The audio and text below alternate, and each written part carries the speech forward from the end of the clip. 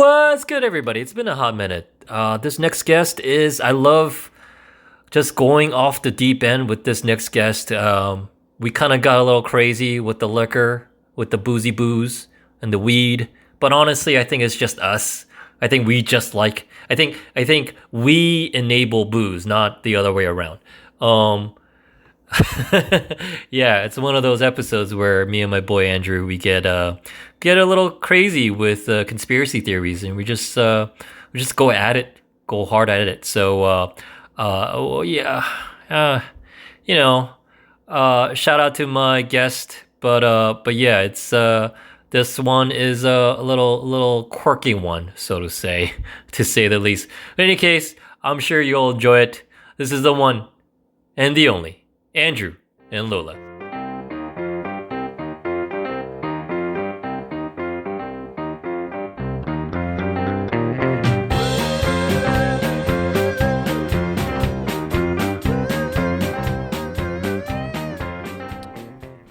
What's that little foam ramp for?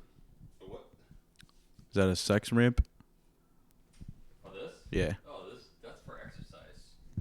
No, my sex ramp is much bigger than that. Is that one for each knee or something? It's for it's little wedgies that help you to do squats because I can't do really deep squats. Do you? I the only way I can do a squat is with my feet pointing a little bit outwards. That's natural. Okay. That's completely fine. Yeah, I trust that. Somebody at Equinox told me in my free personal trainer session. Yeah. That's okay, but I'm a bad Korean in the sense that I can't squat. So Most Asians can. So wait, are your feet pointing forward? They're pointing outward, but I don't have that much squat depth. Why? Because I think I have either like Most people are like that. weak hip flexors, and something about I don't know the muscles back there near the ass. Yeah. Most people are like that. If you're an office drone, you're just working in an office chair all the time. Yeah. Living a normal life, then you probably can't. Well, a lot of people can't squat pretty deep naturally because babies can, which is the craziest thing. Babies can squat naturally. Babies can do a lot of things naturally. No, you don't have to teach them. So you used to be able to squat fully. Yeah, but like swim and whatever, like babies can do. Because you were a baby. Babies can do fucking 500-pound deadlifts, whatever it is. But it's like we've outgrown that, like because of the modern lifestyle, whatever it is. Like that movie Baby Geniuses, like we used to Baby boss baby. yeah. We used to be. Andrew, welcome back to the Tommy Danger experiment. Thank you. That's as formal as it gets here because we're just gonna get sloppy. We're gonna fucking drown ourselves into beverages and also life and how twisted. You're smiling so big right now. Into how life and how fun and adventurous life is. It really is. It really is. No matter what. Let's fucking No matter what's going on. I'm gonna get fucking right. I'm gonna hit it out of home. I'm gonna hit it out of the park from the get go. Okay. And I was telling you this. I swear to God, I saw you jumping up and down for this. Or you were just like you just turned down 1,000 kilowatts. I still haven't reconciled 9/11. Oh God, I knew it. I really haven't. I like for those of you've seen Loose Change, which is a great documentary that came out a couple of years after 9/11. Like I was fucked up with that, and I still am. And I couldn't like tie things out in my mind with that. Like okay. I'm like leaning towards to believing that. But not fully. What are you tied between? Are you tied between the official narrative being true and the official narrative being not true? Or let's like kind of like dip our toes into the pool that this fucking magnanimous pool I just set up. So it just works out. And basically, that's a preface to everything. It just works out for Republican Party, a president of the Republican Party start a war. The vice president, him who he is, right? Because his name is Christian Bale, and he's great at everything he does. I just watched that. Yeah. What a great movie! He What a was great, so good. what a at- great at actor. Cheney. Yeah. Oh my god. But yeah, Dick Cheney, fucking his background from Halliburton. That's true. And all the things that he was a fucking defense secretary before. That man has a great resume, to be honest. He's had a great run, you know? Yeah. And so I don't usually factor in Dick Cheney into my like 9/11 thinking, but no, that's not for that me. I've formed an opinion. I'm also between like 2 or 3. And W, God bless W, he's literally a character of himself. Speaking of characters, he's just painting now. He's just painting portraits now. Like Jim Carrey, He's a simple riddled with man. herpes. Like Jim Carrey. W is a simple Oh my man. God. He's a great man. His father, though. His father is who you the should pay head attention of the to. CIA. Bro. Fucking yo. And now he's senile and knows some shit. Senior Bush is a fucking. He's a spy of spies. Don't fuck with that guy. I grew up in the U.S. as a kid when Bush was president, senior, and I was like, that is a creepy man. That is a creepy man. You thought the word creepy. Yeah. I was Why? like, Why creepy? because the way. Oh wait. Because that's how he talks. That's how he talks. I honestly, I don't remember him pre-senile speaking on TV. That's how he talks. He's like very like is it low, but it's like he just gets into. 'Cause- Like, if you turn that dial a little bit more, he becomes Gollum. Like, Dude, he has this wild eye look into him in his senile years. But when you look at his pictures when he was like FBI director or whatever, he looks altogether like fucking James Bond or something. Like, so I don't know the middle ground, and I guess that's what it is. That's the guy that when he became vice president, I was like, okay, that's cool. That makes sense because he was the head of the CIA. Oh, CIA. And Okay. in terms of foreign policy and military, that's a very strong VP for Reagan, right? And but once he ran, and he was like, okay, he's been the VP for 2 terms. Yeah, sure. Like he should be great as running the whole the offense, the whole team in the White House. Sure, why not? You know. But that going back a little bit to like what I was saying, preface. It just makes sense, you know. It just makes because let's go back to like in terms of the military. Like we go to war, Iraq, Afghanistan makes sense. But what was our biggest war before that? Where did U.S. go to war before that, and when was that? I have no idea. 80s, there wasn't really anything. 70s, that's Vietnam? the Vietnam fucking War. That was over 20 years prior to that. Because we can't go more than 20 years without a war. We have too big of a military industrial complex. We have too many fucking 18-year-olds fucking getting paid $1,200 a month. Being a fucking GI, being a sailor on a ship in the middle of fucking nowhere. It sounds fun, doesn't it? It sounds great. I'm low key jealous. Not low key, like how high key. No caps jealous. If you had to join the military right now, which branch would you join? And Space Force is not an option. Air Force, right? Fucking fly a jet. Now that I'm 40 years old, I need to be like my mind. Nah, don't factor that in. You can Don't factor- withstand all G forces. Just where you want to be. No, I'll be a Marine. You want to be a Marine? I'm a fucking Why? Marine. Because what it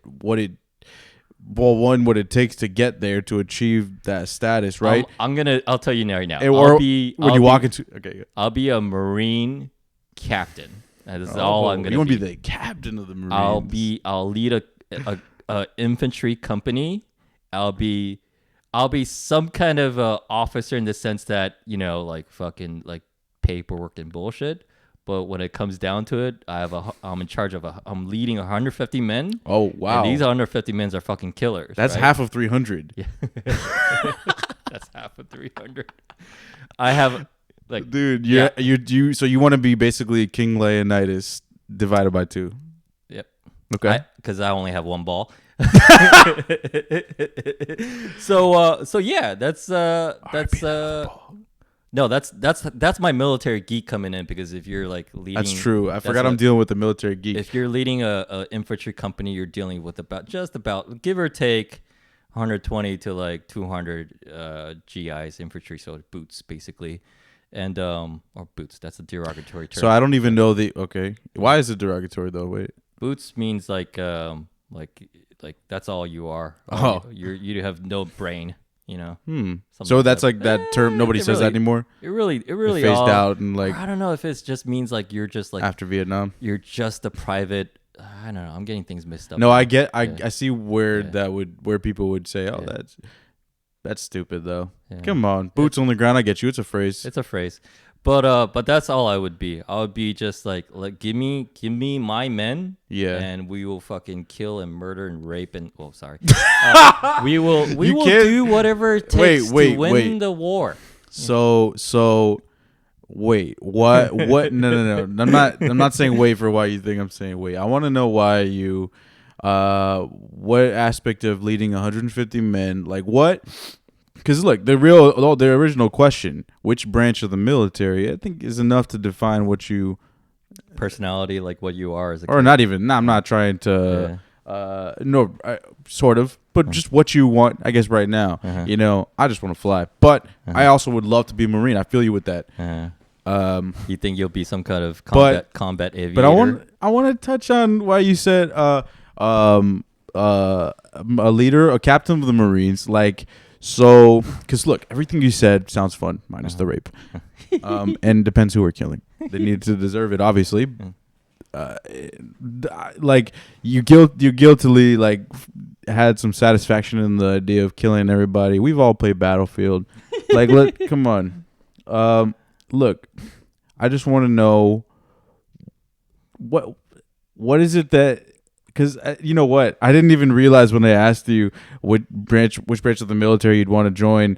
I forgot that you just told me that you're like deeply into military history lately. So what are you fixated on? What talk to me? What are you fixated on? What do you? No part of. Wait. There you go. There we go. No part of you wants to join right now, right? It's like totally hypothetical, man. And you're fixated on the old wars. What are you interested in? Like what about I think war is such a crazy thing. Wait, hold on. Are you reading these books the way that like women watch SVU? Like I'm reading because I'm reading about war as women study like marriage and divorce. Like exactly like it's a conflict, it's a negative thing, but it's very just dude, like I don't want to be serial killed, but I love serial killer movies and things like I'm fascinated by them. I think because they're so different. So okay, let me lay it down for you. I got a perfect analogy for you. I'm like a bitch who is just completely enamored with the woman that Elon Musk is with. Wait, but what's her name? But they don't want to study physics, Wait, I forgot who she is. She's that right now. Oh, you mean just a blank like No, I'm talking about conceptually. I'm talking about not just the woman that Elon Musk has been with. I'm talking about who is that? Who is she with? Who's he with? Right now, he's with this. What's her name? Grinder? Yeah, that's who I was talking about. And I heard a story about her. That's why I was wondering. Yeah. But I've done the deep study on this circle of women, meaning that I've watched a few TikTok videos. Which circle? Yeah. Meaning that Elon Musk has only been with blondes. Really? And I thought that girl was black hair. Speaking of like conspiracy theories, this is actually a good one. This is actually a legitimate one. I hope this touches on Nazis because you said blonde. It turns out Musk is Nazi. But she had the one with black hair. Nothing to look forward to, man. Forget what her name is. Yeah. But I think now she has blonde. Grimes. There you go. Good recall. Now she's blonde. She started red carpet, all that stuff. She started as black. Now she's blonde. Whoa. Yeah, so it's a legitimate conspiracy theory. I love it, actually. I love it.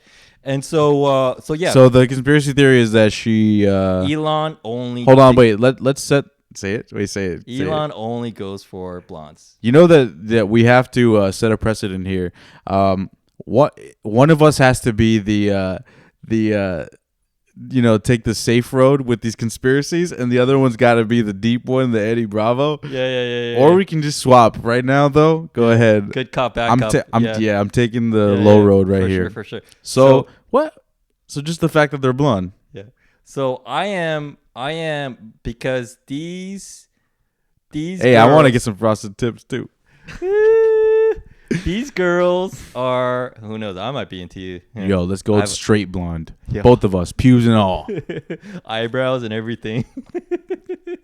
I like these girls are into like following who Elon Musk wants to fuck and have babies with. What girls follow? You mean the ones that he fucks? Yeah. That they follow who? Okay. As opposed to studying like the Tesla stock price, whatever. Oh, it is. Like they don't want to and it's just like just like me reading about war, but I don't want to I don't care for like meeting a soldier in real life and like. Wait. I know there's a parallel there. I'm struggling to connect it. I'm not communicating. But wait, so you're saying that the women he's dating, these faux blondes or just blondes, that they're fixated on who he's dating. I mean, if you're dating an Ilana Musk, I don't really give a shit with the I would also be focused on the same thing. I mean, yeah, they're not curious about what he's doing, what he's accomplishing. They're curious about who he's How do you fucking. know that? Because these girls are not making TikTok videos about fucking Hyperloop. Oh, I don't know about these TikTok videos. They're making videos about who he. Granted, 100%, Okay. I'm completely interested in what they're saying. Right. But at the same time, say. it's the omission. It's what they're lacking. What's not there. Like, these bitches don't give a fuck about physics or rocket engineering. I see now. But they care about gossip, juice, tabloid material. Basically, like, there's an overwhelming amount of shit to record about fucking sending rockets into space and carving out tubes under LA, but yet they're struggling to find these mere glimpses of female drama or something. There's a saying that goes like, a woman doesn't want $1 billion. A woman wants a man with $1 billion. Okay. And I just came up with that saying. Nice. Going on the grave. But that's me. But I can't say shit because I don't have a pot to piss on because I'm the same. Because I'm reading about war. I don't want to go to war. Yeah. I don't want to. That's why I said women who watch SVU, like, they don't want to get raped, but it's fascinating though. Oh, I see. I don't want to get serial killed, but it's fascinating. I didn't though. see where. That's where I was saying. Yeah, like like a lot of girls like to be choked. Let's just say it. Surprisingly, they do. Surprisingly, dude. Like, I'm surprised, and we like to do it. But we don't want to rape though. I'm surprised when they don't like it. I'm surprised like no, they take the hand off, dude. One of the first times I ever choked a bitch out. this is all. Where's she buried? No, I kid you not. She's on top of me. She's on top of me. This fucking young, cute, curvy Mexican chick, right? Nice. It's like fucking. This is great. And YC. Yeah. And she's on top of me, and she's like telling me, "Show me, papi." Like, I'm just like, okay. So I'm just being really like gentle and like gentlemanly, fucking simp, fucking asshole that I am. Fucking like, oh, here you go. Fucking like barely putting my fingers on her neck. She that? What? Fast forward 5 minutes. What she ends up doing is she's literally fucking driving her neck. She herself is driving her neck into my palm, into my hand, into my thumb and index finger. Like, she has to choke herself Like, imagine like you're a dude and you get a girl, you're jerking yourself off with the girl's hand. Yeah, That's what she's doing with her neck with my hand. And I was like, oh shit, I am behind the times with all the sexual trends that's going on. I need to catch up to current year. Yeah, like you could feel the delta. Like you're like, my arm is not flexed right now. Like there was no spirit in the choke, right? You're like, she wants this more than I even want to give this right now. Like, I was like, okay, I gotta figure what's going on here, and then whether it's like maybe it's a friend, maybe it's some dumb pickup artist YouTube video. Do you watch those? Or what's that? Do you watch those? Every now and then. Okay, like I mean, I've come across stuff like that. Like to me, that whole it's a movement, and it came from the red pill shit, like that red pill Reddit. Yeah, I'm all. I had a friend. Yo, I'm on that. You are? So look, on that. let me tell you what I know, and then I guess you could tell me like what my idea of it is. This is a great topic because like I do have something negative to say, but I don't know enough about it, and so I want to hear. I got some healthy criticism of myself. Okay, yeah. So like the way what I've been exposed to is like I knew about it actually just from that friend who would go there, and so this friend, first of all, he was very antisocial, but you know like inherently, but he did get women, and he's a good looking dude though, so he would try. Is he tall?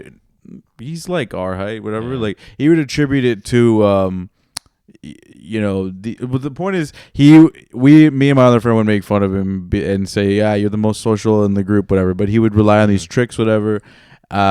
So red pill, what I knew of it as is like, the thing is, I want to hear your like summary of like what's its mission statement, because I don't even know. And what I got was that it's like a place where men who, maybe I don't have to say this as a mission statement, but men who, weren't successful women would like share like ways to, to game, like, but just, methods to deal. It's actually people. It doesn't have to be about women specifically. It's just like negging and stuff. And but some of these things that people already naturally do. So I'm not even knocking on the methods really, or even what you're doing. Like it's a fucking brutal world out there. Do what you got to do to get what you want. I mean, at the cost of hurting people. But what I got is that he was like, that this community was like, that they lost touch, that they never had touch. And I'm not speaking about you, by the way. I don't know, like I'm not thinking of you when I say these things, but I don't know, how deep are you in that community? Like, who knows? Maybe I'm a mod. Hey, bro. Okay, just I haven't said anything. Just tell me what it is. Like, tell me. The red pill is a subreddit It's highly controversial. Yeah. It's seen as very toxic. Yeah. It's one of those toxic masculine things. Like what news companies, what CNBC would call message boards. Like the Proud Boys. Yeah. There's I have to do one of those charts and diagrams of like that relationship with Proud Boys, and like it's Proud Boys is really not that. I didn't know. Oh, you had to do the chart like a. I need to do one of those. Oh. For myself. To see and then compare with what's out there. So I never knew about them, and then I looked into them, yeah. and I thought, I was like, okay, so they're white supremacists. Like literally that's what I heard, and then I went and then I was like, oh, the website says they're not white supremacists, and then I was watching the Gavin McInnes talking. Why did Trump bring them up in the debate? Honestly, that I think that was a big miss. I think it was actually gamed. Yeah. But go on. But to nail down the red pill on Reddit, it's that what they say is pretty much true, which is sexual strategy for men. It's very simply put. That's exactly okay. So it's pickup art 2.0. That is the shortest way to say it. Pickup art 2.0 in the sense that it's not just why 2.0. It's not just going to a bar and having pickup lines, because that's what pickup art is. Oh, I think I know what you're gonna say. That but genuinely, This is I might agree with what you're about to say. 2.0 in the sense that you learned a lot more with this community. You learn a lot more about evolution, biology, very uncompromisable patterns in I the sense see. that like one of the common things that they say is a lot of like what they say is all women are like that, and they abbreviate it AWALT, All women are A-W-A-A-L-T. like that. AWALT. AWALT means all women are like that. Means it's just another way to say What's one of them? a regression to the mean. A regression to the mean? No matter there is no such thing as a unique woman. Like if you met your boy just started In dating certain aspects, like You met she a has girl. the X, Y, whatever the fuck. Yeah. your boy who's your buddy, your best friend is a good dude. He has a good job, and he just met this girl. He's completely enamored. He's completely bending over backwards for her, right? But you're worried because all women are like that in the sense that no matter how nice or good or great a girl looks like, it's all a regression to the mean in the sense that she's gonna get needy, she's gonna be nagging, she's gonna be wanting things from him, not just like relationally but financially. But you could say that about But- men too, though. But you could say that about men, but not really though. Like Depends what country you're in. how so? Like in other countries, it just depends on the country. It's like Mhm. wildly, like in like they're like okay, like in other countries, where women have like less rights or whatever. Mhm. They're more needy, Yeah. more needy, Yeah. and less, but still, but. So wait, you said that. So the award comes down to. Well, I'm not. Well, here's the thing. I'm not gonna discount that. I'm gonna What? put that what you just said, like the cultural differences, Yeah. and people, Or based on the and country. countries Yeah, yeah, and yeah. cultures, Cultures, where cultures. where women are just fucking shit on, literally and Yeah. figuratively and legally. Yeah. Like that's definitely a sidebar side thing. Like that's different. What I'm talking about is that why does most relationships, most LTRs, long-term relationships, most cohabitating relationships, most marriages just end up sexless. Like think about all the relationships like after 3 years, after 5 years. Why is there such a high probability of dead bedrooms, of lack of sex, sexlessness, and also I think there's a just- lot of factors. and also a high probability I can of guess just some. fucking nagging, of fucking nitpicking, just fucking biting, Fuck. nipping at everything you fucking do. You're like, think about an average couple. Yeah. Let me paint the picture. Average couple in New York City. They're in their early 30s. The dude's like a great job. Even through this year, he's bringing home the bacon. She has not as a good job, but she's like still like doing whatever she can. But she wants to like fucking take more time off, maybe even get into like grad program. So it's like more like she's more of a sunk cost, and he has to bear the burden of like more like fucking what are we doing now? Wait. So like, okay, the woman who is 100% trying to game that situation is potentially an outlier.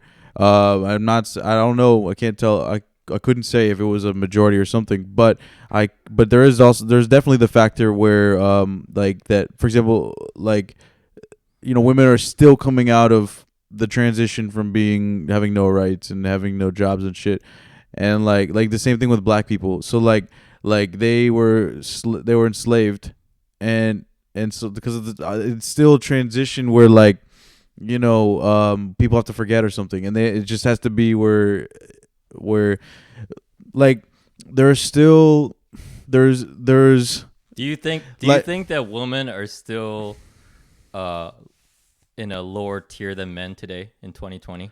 Do you think a lower that tier 20-year-old, 30-year-old, 40-year-old like- women today are or do you think they're oppressed? that word is too many things go into it. Yeah, that's why I don't want to subscribe to that word because That's why I threw it out oppressed there. is too heavy, and I don't think it sounds like you could either twist it to say I feel like way more than what I think it is, or you could Well, here say it is. nothing, but there's still I feel something like though. if you're just a human being, whatever you are, man, woman, old or young, whatever culture, whatever you are, you're gonna have your own struggles, and I feel like this. Yeah, I agree, of course. Piece of shit entitled society that we're in right now. Yeah. If we fucking want, it's a race to the bottom. We fucking want to wave our flags of fucking weakness and oppression, so called. Yeah. And like, here, look at me. I know. I am hate of, the victimization. I am shit. of honor because I have a fucking weakness. You know? Yeah, Like, exactly. you better fucking put me on a pedestal because I am fucking weak. And you, like, it's not my fault that I am like this way. You know? Yeah, I do not agree with that at all because like I mean that view like I think you should look at your weaknesses as strengths. I think that they're actually gifts in disguise. Exactly. Yeah. Like anytime Flip you're it looking around. at your scenario and Flip it focusing around. on the shortcomings of comparing Yo, to other I saw- people, get the fuck out of here. I see this comic, and he has a big stutter. I know who he's He's short hilarious. white dude. He's hilarious. Yo, I love this. shout out to that I hope guy. it's the same guy. It is. It's got to be the same guy. He's been at the LA Laugh Factory. Damn it. Yo, He's that not guy in New mixes- York? That guy makes his rounds. That He's funny. short white guy with dark hair, brown hair. Yeah. And he's just like round face. like he's been doing these skits, right? He plays multiple people. On Instagram. His bits are great. He They talks. are. And one time he did a bit about talking about his stutter. Like he had a 5-minute set in the Laugh Factory, and he's like, I'm just like talking about his bit now. But anyways, No, but go ahead. Like, but no, because his bit was like because he started a lot in that one, but he wasn't. But he edits his other videos, so he's not whatever, right? But this bit was like because people in but the comments he's- are like, he's "Where's your doing- stutter?" He's doing his comedy with everything. No, holding nothing back. He's stuttering the whole time. But he's like, one time he's telling the story about how a audience member came up to him after the show and said like, "Do you realize you have a stutter?"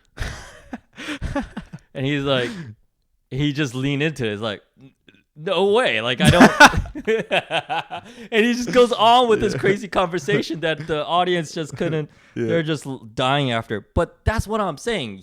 That's what you're saying. You're saying that he took his weakness and made it his strength. Exactly, bro. Which- Think and Grow chapter 1 or some shit. Yeah, his son cannot hear physically as There you go. but he turned that into his career. It's a you different. saw basically, Think and Grow Rich on bro. the bookshelf. Yeah, I did. I said, and we were talking about it a little bit, but that like, think about it. Like, you said it. I didn't even realize it. Yeah. It's not a weakness. Why is it a weakness? Think about it. You're comparing yourself to others. It's a delta. It's a difference. So it's not a weakness. It's any difference is something that you can capitalize on. Yeah, for sure. For sure. I see whether it's TikTok or Instagram That's or your Twitter. value. Your difference is your I value. see girls, any girl. That's what you can who uniquely has, offer. Sorry. Some girls are like fucking hot, but they for whatever reason, they have they're missing a limb, they're missing a leg, but they're still like fucking like showing their goods without a leg. I'm like, fuck, man, I can fuck with that. Yo, I like that shit. She looks good though. She looks curvy in the right places, even though she's missing a leg. She's gonna give good head. She's gonna, You don't need 2 legs to give good head. no, no, but she's like, dude, it's like fat girls, like they want to make up for it. They're like, look, not that they want to make. I'm just saying, like, think about this. People who, I mean, anybody who grew up not looking like, like a model, probably developed in other areas where they wouldn't have if they had everything. Which is why I think all my best fucks were like 6 and 7s. Exactly, bro. And that's the circling back to the Reddit, Red Pill. Exactly. They all say that too. All the best fucks were like 6 and 7s. Is there an acronym for that? There's no like AT. There's no, maybe we could come up with it. But going All back the best to fucks. yeah, all the best are 6s. But there's like the Red Pill. What it is a safe haven for men to discuss sexual strategy without filters. That's really what it is, and it's to really fucking go hard in the paint, drive hard in the paint about it. But so do you, like, I don't have the desire to like up my game or something, or like go and Because you're discuss strategy. Because I think I got it down. You're good. We're talking about because the nuance and the critical analysis that you have to go with, which I try to do, is like I did this though when I was first learning about sections. I would watch porn though, and I would just study, and I'd be like, oh, that's how you okay. Yeah. That's how you choke someone. Yeah.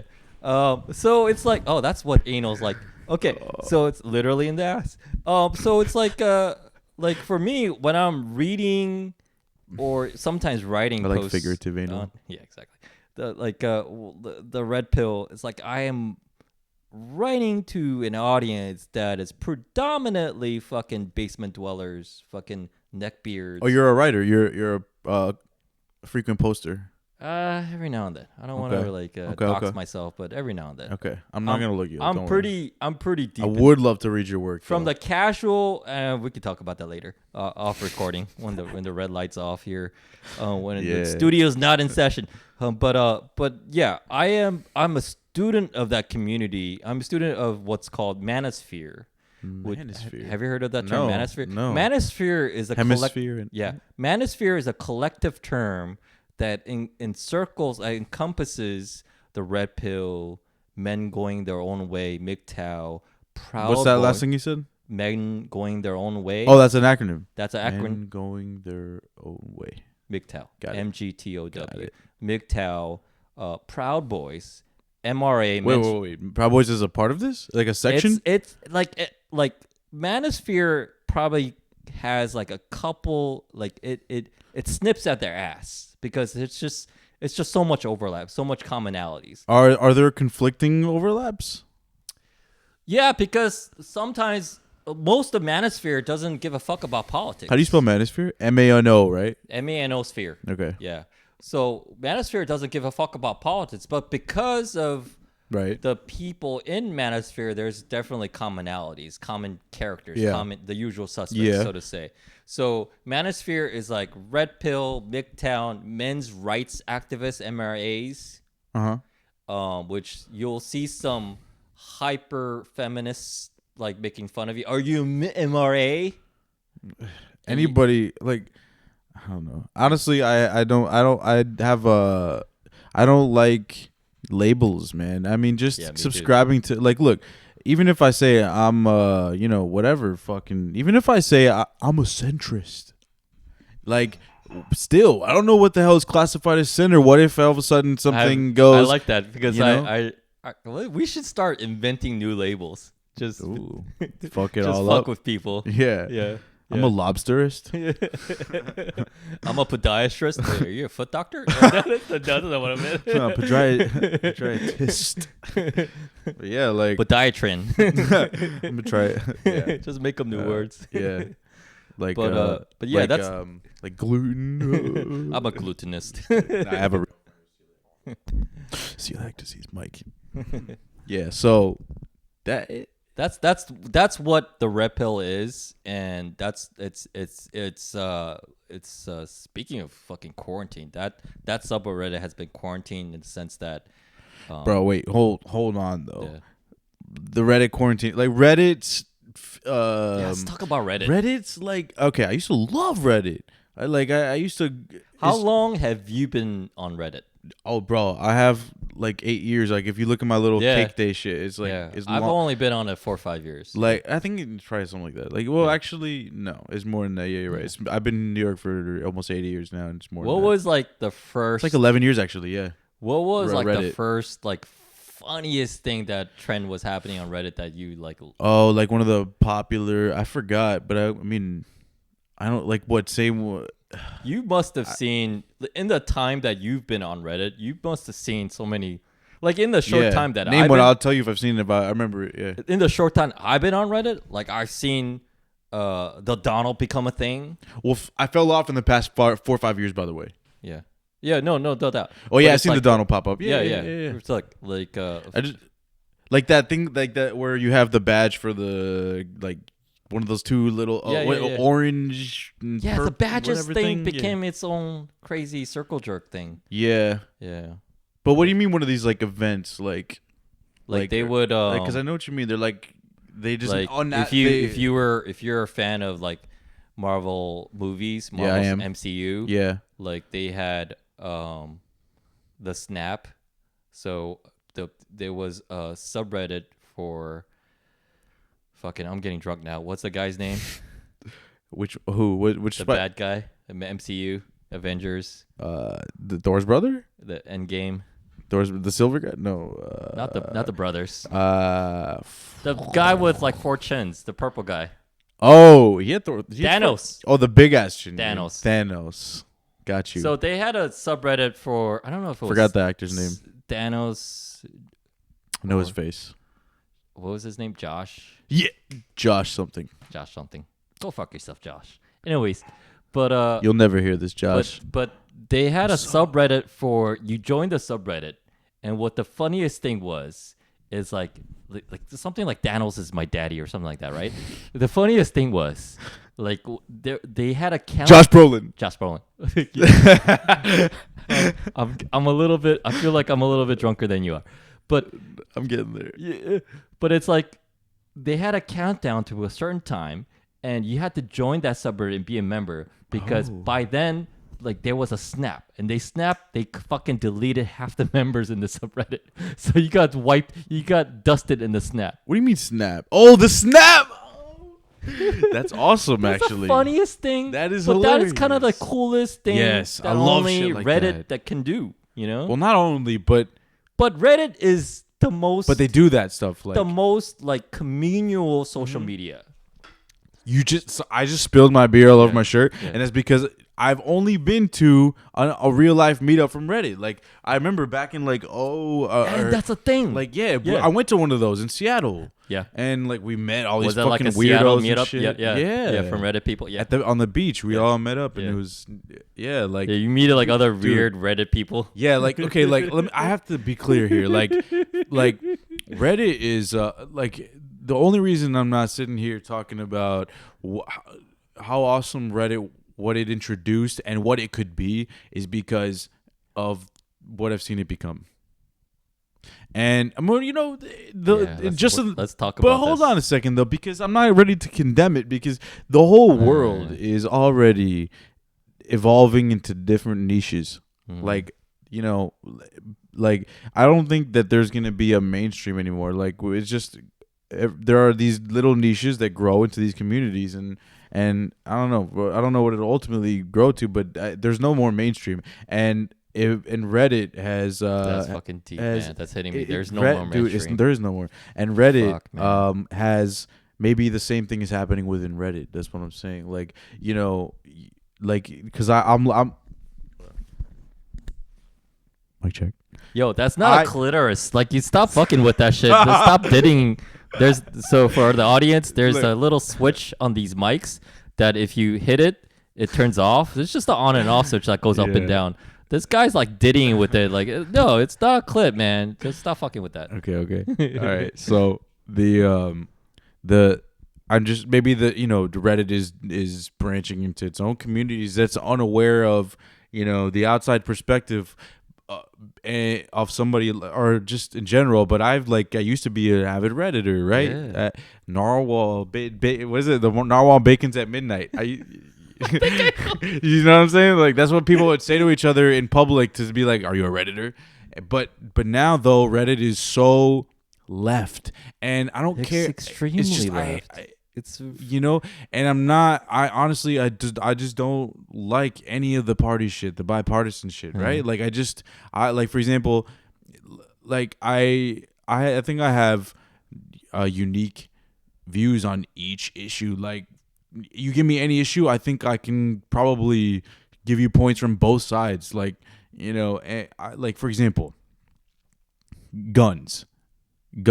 I think that the like certain types of guns, like assault rifles and shit, like there's no need for a citizen to buy it, but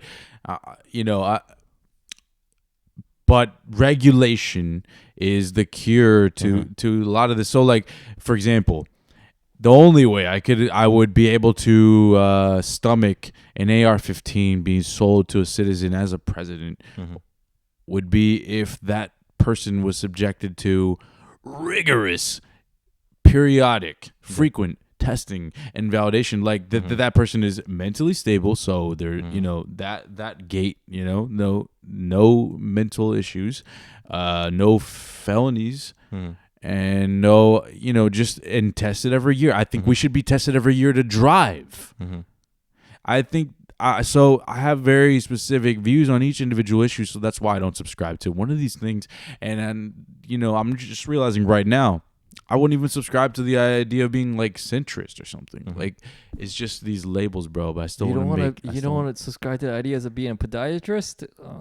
That one I can get all the way behind. Podiatrin. But it gets to a point that I feel like Reddit is such a great community. And that's what it is. It's not a. It's a great tool. It's a great tool. It's not a social media. It's some great communities, some shitty communities. Online community. Hold on, wait. Let me challenge this real quick. I bet right now we could find a really fucked up subreddit. Oh yeah. So that's what I mean. That it's a tool that there's, and I don't care what the majority is yet, but there's it's a tool that there are some you can make powerful communities. Some powerful. So wait. I feel like I've heard this in the movie, but he was great, horrible, but great. What's that from? That's from something. I know what you're talking about. But you can be, so these communities can be great, strong, great. Great doesn't mean but inherently good. You have to fully appreciate nuance, sarcasm, exaggeration. Oh, absolutely. Parody, but not everybody's that smart. 4chan, 8chan, Dude, you have to understand. I wish the world was that smart and nuanced, man. Let me beautifully segue, fucking majestically, fucking jerk off into this next segment, right? This is a subreddit called Finland Isn't Real. Have you heard have you come across it? I already love it. I already fucking love it. So there's a diagram on my phone that I've been loving. It's a pyramid. It's a triangle of levels of. Does it look like the food pyramid? Conspiracy theories, right? Oh, okay. So the first thing is it's like fucking. Is Finland is fake at the bottom? No, there you go. The first thing is fucking like fucking weak ass, not even conspiracy. What is the weakest conspiracy? Fucking Diet Coke is bad for you. Fucking whatever. Dude, my mom knows that. I just want to browse. I don't want to look at the mild ones. It just really takes its time to You have to get to the third level where it's Epstein didn't kill himself. But what about this though? Well, he did. He didn't kill himself. Yeah, that's the thing. But I want to know, because two things came up. I want to know first, where in that pyramid do you get off the train? Personally, I'm just curious where, because I'd probably jump off right around the same point as you. We gotta go over this. Give me a second. Let me get my phone. And okay, all right. And then the other thing I want to know is I just want to dive into those mild conspiracies. Because you know what? It's not just that it's fascinating to read all these mild Diet Coke is bad. It's fascinating because these are probably the ones that are so polarized. I don't know. I just think we'll learn something from looking at these mild ones. I've been trying to prepare for tonight. They're probably podcast, and I had this diagram in my phone. I was just like, dude, I gotta get ready for Andrew. And okay, so dude, hold on, real quick, but to set this up, what is the definition of a conspiracy? I would define it as a group of people coming together to fraud another group of people. To take away. That sounds like this was never theirs and they're gonna take it. Yeah. Oh, I see what you mean. Yeah. Wait. Let me. I think I would define it as. I would define it as basically. It's mathematical to me. I look at it as a percentage of people who see that something is up or whatever. Either the amount of apparent evidence, because that's all evidence is also even up in the air. You have to verify, right? The amount of apparent evidence. Basically, imagine a group of imagine if the U.S. or wait, imagine if 10 people saw something, if 9 people saw it, then all the evidence is there. So that would be a surplus of evidence, but there could be a surplus of opinion or something like. Sometimes surplus opinion is like you can. Oh, sorry. Like you can have 10 people and one person or 2 people, let's say, because one person they could be crazy, but 2 people can back each other up, and if 2 people. Or I guess from a third-party perspective, you're looking at the whole group. You know what the truth is. And if you have 10 people, and if one person sees or physically touches the alien, or they fuck the alien, that's the highest amount of evidence. So that's the surplus of evidence way you can go. You can make this on one of those little, graphs, like, what's it called? The XY, whatever. Plot chart, whatever. And so that's all the way evidence, low visibility. Or you can go the other direction and have the opposite would be everybody saw something that's so mild and you can't really prove it. Yeah. And reality is somewhere in the middle. That's what I call shit hiding in plain sight. The devil hiding in plain sight, which circles back to the red pill. That's how things are. The red pill is just a conspiracy theory forum. It is about women are fucking evil. Like that's wait. Love ain't shit. That's all red Please pill. tell me that's not an acronym on there. LAS. Like love ain't shit. It is. Well, or did you just? It's already short. I'm just saying. Okay. I'm just being. I'm not saying I disagree with it. I'm just being my asshole self and talking about. I have to be the devil's advocate. I have opinions though too that might agree with some of these points about women, but wait, I gotta pee. Yeah, go for it. Go for it while I fill in people with what's going on. Hello, ladies and gentlemen. We are recording here. We have Andrew, my good friend. We have Lola. Hey, Lola. Lola is Andrew's dog. Come here, Lola. Come here. There you go. We are drinking. It's a Saturday night here, and we're just diving into the deep end of conspiracy theories, of just the fun stuff, really. That's what it is. That's really it is. We're just talking about fun stuff. So you can check out the Red Pill. If you're not familiar with Reddit, it's gonna be too much for you to consume because surprise, surprise, there's a nuance and there's a learning curve to a lot of things. But to sum it up, like I have to sum up Reddit, then I have to set up the Red Pill. The Reddit is like, you know Reddit, but it's like if you don't. That's so funny. Lola smelling the mic. Like Reddit has amazing stuff, but user-generated content, right? But it's like, it is the most nuanced, like parodied, self-referential memeing site nowadays, where if you can't take a joke, it's gonna be very difficult for you. And once Andrew is done breaking his seal, we're gonna get into that.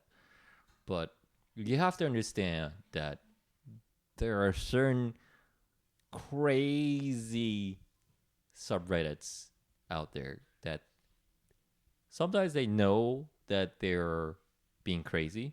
Sometimes they know that they're being hilarious, but sometimes they don't. And sometimes they realize that they don't realize that they're being serious. But case in point, Andrew, young man, is Finland isn't real. So before you're loving this, before I get into this, I want to go over this little. First of all, conspiracy is defined by a secret plan by a group to do something unlawful or harmful. Oh, it's negative. Oh yeah, it's inherently negative. Why? Oh, for sure. I'm surprised. What website is that? You thought it'd be someone neutral and positive? Is that? I just Googled conspiracy. That's what came up. What's that website now that is fucking completely taken over by mass media? Snopes. Snopes is bullshit now. You can't rely on Snopes. Oh, now. Really? Yeah. Was this like the predecessor to WikiLeaks, dude, or something like that? Think about it. Look, you Google something. Okay, let's say you Google something. Give me something to Google. Okay, Google Biden is a pedophile. Biden. My point is, and I'm not gonna. I don't know what the results are to that, but I have first-handedly seen YouTube suppress things. You know this. You know this. The very first result is QAnon save the children used to push fake Biden pedophile claims. So look, yeah, it's fucking mass media stuff coming up. First, exactly. first. So Yeah. so Snopes is part of it, and like, I mean, I'm not.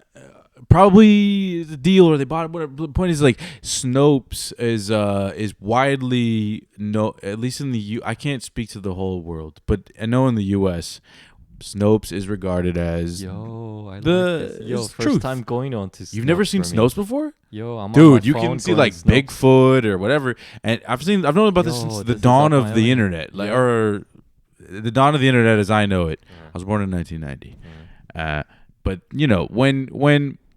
when Snopes came out, when it first started, it was pretty. It just, I remember at a certain point, very like within the past few years, that I saw something that was blatantly just skewed, and you can say that's opinion, but I remember that I saw that, and it was, and I've heard people talk about it, and whatever, fine, it's opinion, you could say, but it's, dude, I think Snopes it's just bought out. It maybe for certain things, but it's not. I do not rely on it anymore. 100%. It's every You don't time. rely on it Look, anymore. the past like 2 times that I've gone to it in the past few years, meaning I've only gone there because I'm like, fine, I'll fucking see what's here. I click the link, and both times I was like, it's so loudly partisan and fucking annoying. Yeah. Let me go over this conspiracy chart I have on my phone. So it starts with things that are grounded in reality, and it I'm gets gonna roll that blunt. because do that shit, and it starts getting. I'm just gonna start. Calling Did I bring my backpack? Is it under your jacket? Nah, it's too big. Is it under the door? I'm gonna look for it. I'll be right back. It's up to you. We could take a break, and let's take a break. All right, Andrew, I'm going to give you a conspiracy, and we're going to talk about it. Okay. So going back to that conspiracy organization chart, like the weak stuff is like the stuff that's very like factually proven, right? Like it's not even conspiracy. It's actually true. Mm-hmm. Bohemian, like Sandy Hook and stuff. Yeah. That's not even on the list. Bohemian Club, MK Ultra, FBI spied on John Lennon, Tuskegee, NSA mass surveillance, Operation Mockingbird, Cointel, Big Tobacco lied about cancer. Okay, that's good. Okay, speculation line. Speculation line is stuff like that's probably mostly true. And things mentioned here is hashtag Free Britney, Denver International Airport, Roswell, UFOs, Area 51, Epstein didn't kill himself, Princess Diana, JFK assassination, Marilyn Monroe. Going into the deeper territory. Okay. This is we're crossing the line that says leaving reality. Let's go. Elvis lives. Prince Charles vampire. Mattress firm. I'm all over that. I'm all over mattress firm. Aliens built Stonehenge. That should be in mild. Yeah, that's again. We're getting into mild stuff. Alien abduction. Maybe you said maybe it's level below this. Alien abductions, crop circles. The Beatles never existed. Never existed. I don't have no idea what this means. Paul's dead. The Beatles never existed. Straight up. Avril Lavigne replaced. Okay, please. There should be a Gucci Mane right after that one. Greta Thunberg is a time traveler. I've seen that. You're like spit taking here. Greta Thunberg time traveler. I've seen that. Bigfoot, Loch Ness monster. I did see that picture of Greta Thunberg in like 1904. Yeah, cryptides. Okay. This is getting even deeper now. Some jet fuel doesn't melt steel steam beams. Yeah, How is that not mild? Come on. No, this is like. Wait, isn't that a scientific truth? This is like, yeah, that's the thing. Anti-vaxxers, global warming hoax, soy boys, COVID-19 made it in a Whoa, lab. wait. This now I feel like this website is like No, we're written getting- by a skeptic, This dude. is Why are they throwing those this things is out the the second- extreme? That's not even extreme. It's not even extreme. You still think this is No, I feel like the extreme ones you mentioned some of those are just thrown out at the last sec. But this is the chart we have. Okay. Dinosaurs didn't exist. Okay. Chemtrails, essential oils cure all Okay. illnesses. Okay. Government disease and 5G. Now this is what they think. Now this is what they think is the anti-Semitic point of no return. This is what they call. See, no return. It's very. This Yeah. is left leaning. Now this is what I call real conspiracy. QAnon, Yeah. Illuminati, moon landing faking, like George Soros, Deep Yeah. State, New World Order, Mhm. Hollow Earth, Pizzagate, Flat Earth, reptilian overloads, Bill Gates microchipping, Wayfair, Mars. Wayfair. What's that about? You don't know about Wayfair? Wayfair was The company Wayfair. yeah, what they do? the online like furniture Yeah. seller. I they bought got- a rug from them. They got up and with these very very overpriced cabinets. They were all like $12,000, $13,000, $15,000. Like that Fucking- OnlyFans Bella Thorne shit. Fucking like blank ass white cabinets, right? Just like 6 foot tall and just like For $12,000. yeah. But they were all given very unique individual girls' names. Oh. Like Krissa is going on sale for $11,000, and it's just Wayfair Gate. yeah, Wayfair gig. Yeah. So you see what is going on there. Yeah. Holocaust denial. What else? Elders of Zion. I guess that's What's that about? I have no idea. I think I kind of get it. Okay, but let me show you one thing that's been on the list that I admitted, but I'm gonna bring up. There's a subreddit for this. I was dying laughing. Is it simulation theory? It's not a simulation theory. But I hope you haven't heard this, because if you did, I'm gonna kill myself right now. Okay. It's I'll hold you kinda- to it. Because it's not gonna be fun if you've heard of this. Let me just bring it up. I could delete the pause here. No, don't delete it. Maybe. All right, here we go. The Finland conspiracy, Oh God, I forgot about this. This is so. and good. all you need to know about it. So hold on a second. I don't know where Finland sits on a map. I can't tell you right now where on a map it sits. It's on. He's gonna draw it on the fridge. It's in the Scandinavian peninsula. Okay. That's next to like Sweden and Norway and Russia. All right. I know the region. Yeah. I know the region. Yeah. I still couldn't really place it on the map though.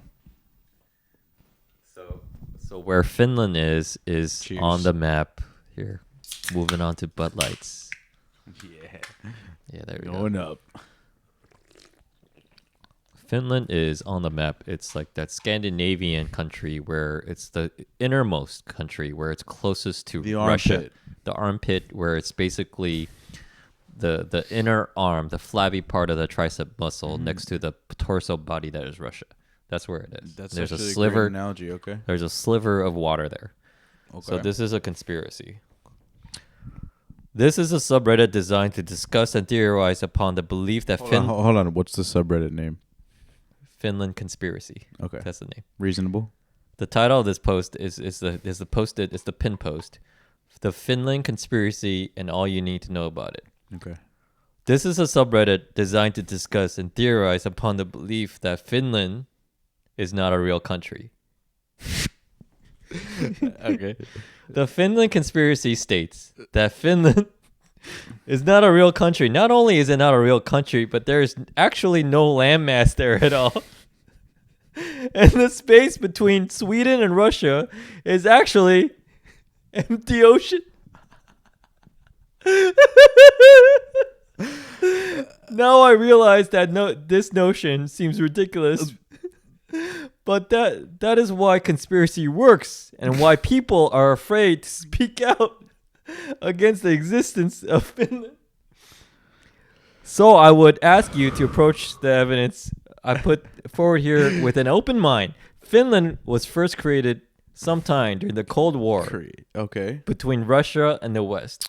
It was around this time, so after the World War II, it was around this time that the environmentalism and the idea of preserving our planet was really taking off. And it was due to both of those things that the two of the main players in the Finland conspiracy came to work closely with each other. Russia and Japan. Right? Okay. Japan-Soviet relations had always been shaky at best, but also incredibly secretive, even as early as... All right. I need you to read this because my eyes are getting a little dry. I got you. But you'll see where I left off. Okay. But also incredibly secretive. Even as early as 1925, Japan and the Soviet Union had secret deals with each other. There's a link on that. Regarding fishing rights between the two countries, with the Soviet Union giving much of its fishing rights to Japan, with seemingly no explanation as to why. These secretive treaties and alliances continued right up until just before the fall of the Soviet Union. Gorbachev made trips to Japan months before the fall of the Soviet Union. Wow, man, I'm drunk too. Stating the entire time how the relations between them were improving, even when Soviet relations with the rest of the world were worsening. Here, okay, take it. In fact, the entire past 100 years. In fact, the entire past 100 years, the Japanese-Russian relations bring up many unanswered questions. Why, at the height of World War II, were the battles between these two countries minimal, despite being on opposing sides? That's true. They were very close to each other. Minimal. On the right above Japan in terms of where they are located. And they actually was a Russo-Japan war, or Russo-Sino-Russo war, which is Japan and Russia. They were fighting even before World War One, I think. So they were always very rivalries. And from what I remember in terms of history, is that Russia wanted to build railroad all across through further south into warmer waters to have a better access to ports, which is technically China, literally on the border of North Korea, what is now North Korea. But Japan trying to increase its sphere of influence was very against that move, naturally. Going back to the post, the answer is simple. They shared a common secret, a common asset that worked in both of their favors. And that asset was Finland. It's unclear when Finland was first thought up. Some say it was during the Cold War, and others say it was far as back as the 1920s, but the necessity of Finland is quite simple. Japan can fish in the region of ocean between Sweden and Russia. So they're saying that Finland doesn't exist between Sweden and Russia without worry for environmental repercussions. After all, nobody's going to expect fishing regulations to be broken in a place where everyone thinks there's landmass, will they? And in return, Russia gets a percentage of the fish due to distribute amongst their populace. All right. Okay, go ahead. What are you thinking? We need to go to Finland. Oh, okay, let's go to Finland. We'll figure it out. But they address this. They smartly address this. Okay. It's a simple case of fishing the Finnish Sea, transporting it across Russia. That was the real reason for the construction of the Trans-Siberian Railway, by the way, and then shipping it from eastern Russia coast to Japan under the disguise of Nokia products. That is why Nokia is the largest, quote-unquote, Finnish company, and is also why Japan is the largest importer of Nokia products, despite the fact that very few people own Nokia phones in the country. There are clearly some unanswered questions to this conspiracy that I'll try to address in below. What about Finnish people? Are they all in on the conspiracy? No. People from Finland genuinely believe they're from Finland. In reality, they're from small towns on either the eastern part of Sweden, the western part of Russia, or the northern part of Estonia. Hey, that's not that far-fetched, actually. So, geography-wise, they'll get into this. I remember they get into that. What about all of Finland's other exports other than Nokia? Finland's three biggest and three most well-known areas of industry are oil, tech, and software. The oil is gathered in offshore platforms where the rest of us believe the landmass of Finland is. So it's just getting it from the sea, basically. Again, the Japanese get to avoid rigging regulations in this respect. Yeah, they're just fucking raping the waters to do whatever they fuck with it, but people think that Finland is there. The tech companies have already explained above with the Nokia post. And the software companies can easily redirect their IP address through the Finnish sea. They got some VPN servers up there. As for other Finnish exports, well, claiming Santa comes from your country isn't a viable way to get people to believe in it. What about Helsinki, the capital of Finland? That is an enormous city on the world stage. Helsinki is located in eastern Sweden. It's not like the people flying there would notice. Question. Well, what about everywhere else in Finland? There's a lot of it, and it couldn't be all made up. Answer. 99% of Finland is forest. A lot of it doesn't need to be accounted for when addressing Finnish geography. Question. Why do other countries go along with it? Answer. At first, it was a sign of goodwill between Western countries and the Soviet Union, a bargaining chip that could be played. But Finland has evolved to something much more, an idealistic placeholder for what countries should aspire to. It's a role model. It's a fake role model. No real country could so consistently place first in education, healthcare, gender equality, literacy rates, national stability, the least corrupt government in the world. How'd they handle coronavirus? Freedom of the press. How they handle the virus, dude? There's no one there. So you're not getting this, young man? I just want to hear what the world has to say about coronavirus and Finland. Who gives a fuck about the virus? Fucking tuna in the ocean there. You know, there's maybe two guys on those rigging platforms in the ocean caught it. What percentage of people are they allowing into restaurants? I want to know.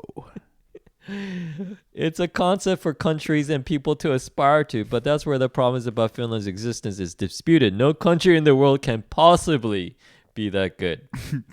Why the name Finland? The country was originally made for fishing. What do fish have? Fins. Thus Finland. Yeah, I was like, why do they call it Fishland? Stupid. What about the Finnish language? Look up similarities between Japanese and Finnish. That's a whole link. That's a whole rabbit hole you can look into. I guess some linguistical similarities between Japanese and Finnish. That's going to be really surprising. I'm Finnish, and your attack on my people and culture is insulting. Of course. Answer. I'm not insulting Finnish people or culture. I don't even deny that there is a Finnish culture. When you have a collective of a few million people identifying as Finnish, then of course, as a culture, this is undeniable. It's a huge thing. I'm simply saying, the writer of this post, I'm simply saying that the landmass of Finland isn't actually there. It doesn't mean there can't be a culture or identity of Finnish being there. Yeah, I think about this all the time. Like, what the difference between like a geographical border, like legal, and a culture. You know? Yeah. Let me go over the last 2 points here. This is an enormous conspiracy to keep secret. How could nobody else have realized it? Other people have realized it, but imagine the ridiculousness of the statement. I don't believe Finland exists. Blah blah blah. It's silly. Last one, valid point. What about GPS and satellite images?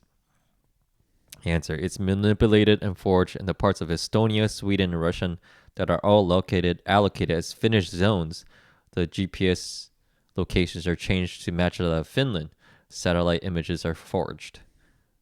So they have like a photoshopped version of what that part of the world should look like, and I'm going to show it to Andrew. There you go. There's this big hunk of water in there instead of where that landmass should be. But that's where Finland. That's yeah. Like that's not all supposed to be blue. Okay, got you. Most of that should be the ground, the floor. That's a big chunk of land. That's a big chunk of water there. That's a giant chunk of space. So I couldn't say. I'm gonna come up with some couldn't say if good comments to this post. I literally don't sway either way. Just because the whole world, like, even if that's hilarious, there's no reason for me to lean either way on that. I don't know. There's a great don't fucking know. Going back and forth. I'm down to go. I'll see myself. But that's the thing. If we go there, we're gonna arrive. We're gonna land. I'll check the GPS. We're gonna land in a place called Helsinki, which is in Finland, but it's actually eastern Sweden. What I want to know is like you just showed me a picture of the map with a chunk of land that's blue that is brown on other maps, right? Right? So, like, I want to know. Andrew, you're getting this point. This guy was on the top of what you're saying. He's saying, I'm confused. How can you? This is a commenter. I'm confused. How stupid can you be? As a Finn, I'm offended by this nonsense. One, I will kill myself if I was actually Swedish. Two, that's not what you're saying. That's not what kill himself anyways, just for saying something like that. Yeah, so dumb. You're saying that you're You're still Finnish. You have an identity. It's just that you have no landmass. That's all they're saying. Two, why can't I go to Hanko? I guess that's a city near the border. Why do I go to Hanko, be in Hanko, when by your conspiracy says I can't go to Hanko or be? I have no idea. Here's the question. Mm-hmm. In that map you just showed me with the blue lake, the cities on the left and the right of either side of the lake, like, is it? Can you travel? Can you walk from one side to the other? You know, that's the real test. Like, well, this guy's trying to get at that kind of angle. Yeah. Why do you think there is no Finland? Why don't you go and see it with your own eyes? Like, fly a plane to Finland and see that this conspiracy doesn't make any sense. This is what way easier to type a comment. This was a poster responds with.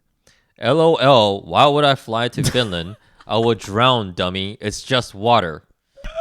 And that got like 143 upvotes. That's hilarious. Was it on YouTube? This is its own subreddit of. Oh, it's a subreddit. Okay. And that was the pin post. It's not like a website from the 90s. That's a pin post. So all its. What subreddit is this? Finland conspiracy. Okay. Finland conspiracy. So all these shit posts. This is fucking hilarious. They're all saying Finland. So hold on, wait. Doesn't I want to gauge your take. It's okay. You gave me the spectrum of conspiracies, and which is very interesting. But wait, I want to. So right on that one, like, do you like the way I approach all this shit, like, I take everything with a grain of salt, and also like I consider it to some degree.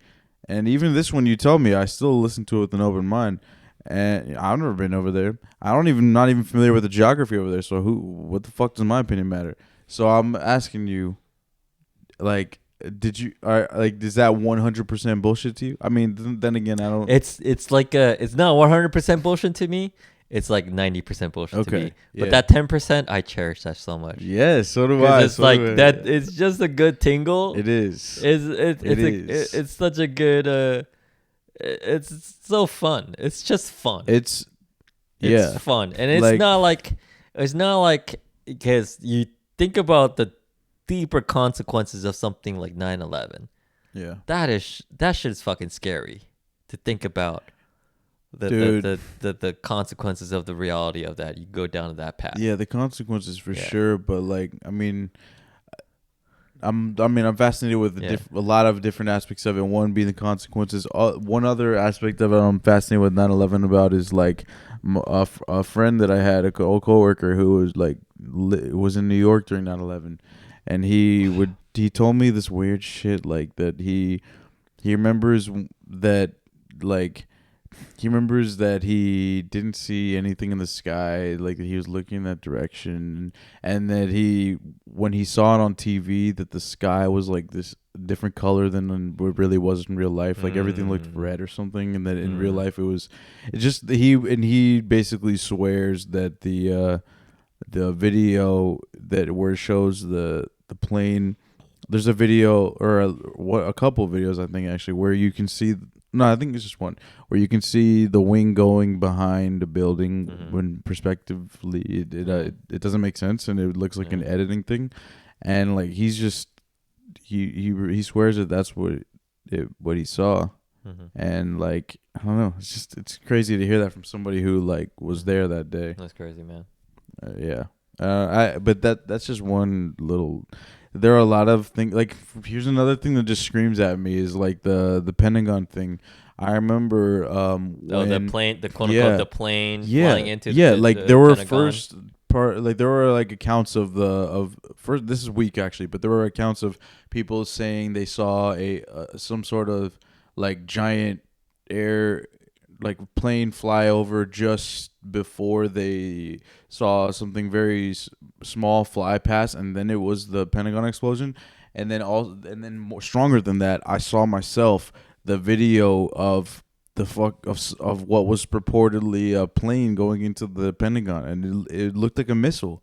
It was so small. Yeah. And then they didn't find any giant plane pieces. Like a lot of plane professionals, right? Like they were saying they didn't see anything. It looked like it was an explosion of a plane. There's a list of people who died and on then that check plane. this out, man, bro. Yeah. I went to the fucking the 9/11 memorial, the museum, and when you go to the part about the Pentagon, they cut out the frames that I saw on YouTube before. Like then, and YouTube is it's scrubbed, bro. YouTube is gotta be scrubbed. It's scrubbed. Like look at this. When you look up Sandy Hook, and you look for the video of the guy who, you know, the guy, I forgot his name. He was smiling and laughing right before he changed his face really quickly to start talking about his daughter who allegedly died. Right? Allegedly was shot. Died. Yeah, I had to say it. And every comment on there, you can still find the video on YouTube. Yeah. It's on the channel for CNN. Except it starts right after he covers his laughing, and all the comments are about it. All the comments are like, oh, YouTube, you know, CNN cut it, blah blah blah. Like all the comments are completely like they're just. It's just so. Why would you upload that video as CNN and cut out the first chunk of time, if not? Like, what's the purpose of that? I can't see any purpose in that other than hiding that he was laughing. Like, what? Why would they cut out that first part? I mean, it was the reason why that clip became famous anyways. Why would they cut out that first part? It's just, it doesn't make sense to me. And YouTube is actively censoring. It's just, it all just fits in together. It's crazy, man. You know? I've thought of, and I haven't done any research whatsoever, not even Googled anything, but I thought of like, why is there so many Kims in the Korean people? Why is Kim such like? Yeah, why is that? I wonder that. And also, like, to give you more context to it, I wonder that with Lee actually. Lee. Yeah, I give you a subtext. So even though we have that's not Kim's and said Korean, but Kim's and Lee's and Parks is the most common Korean Kim name. and Lee and Park, right? Yeah, but the three of our those actually are not just three families, but they're for real. But they're just like placeholders because like there's different clans, tribes, groups of like subsets of Kims. So, but within that, I'm like part of the biggest Kim tribe, and Kim.com, something like that, right? And there's other kinds of. Can you prove it? Yeah, because we all have family trees, and we all can trace family trees, and so there could be other Kims who are just naturally from other parts of South Korea, but I'm part of a tribe that's like the biggest, and from the southern part of Korea. Big Kims. The big Kims, and but I have. So if you go over there, can you like? Cash in on this? No, not really. There's so many of us. It's fucking useless. You can't get into like a cool club. It's like your last name is Borenstein. You're Jewish. You go back to Israel. What the fuck does that mean? You can't. There's no hierarchy. There's no like badge. No, look, I'm first gen Kim. No. Like, it doesn't make sense. First edition. And it doesn't make sense. People be like, that's fake. Damn. But so no, that's actually the theory. The value is deteriorating. There is a conspiracy theory I'm going into, which is when South Korea, all of North Korea, North and South. There wasn't North and South back then. It was just Korea. I think about that And all the time. yeah, and When was that? from like like before World War II, before the Korean War. So the Korean War basically split us up, and made us fought. But before that, we were Wait, colonized. but why did they split?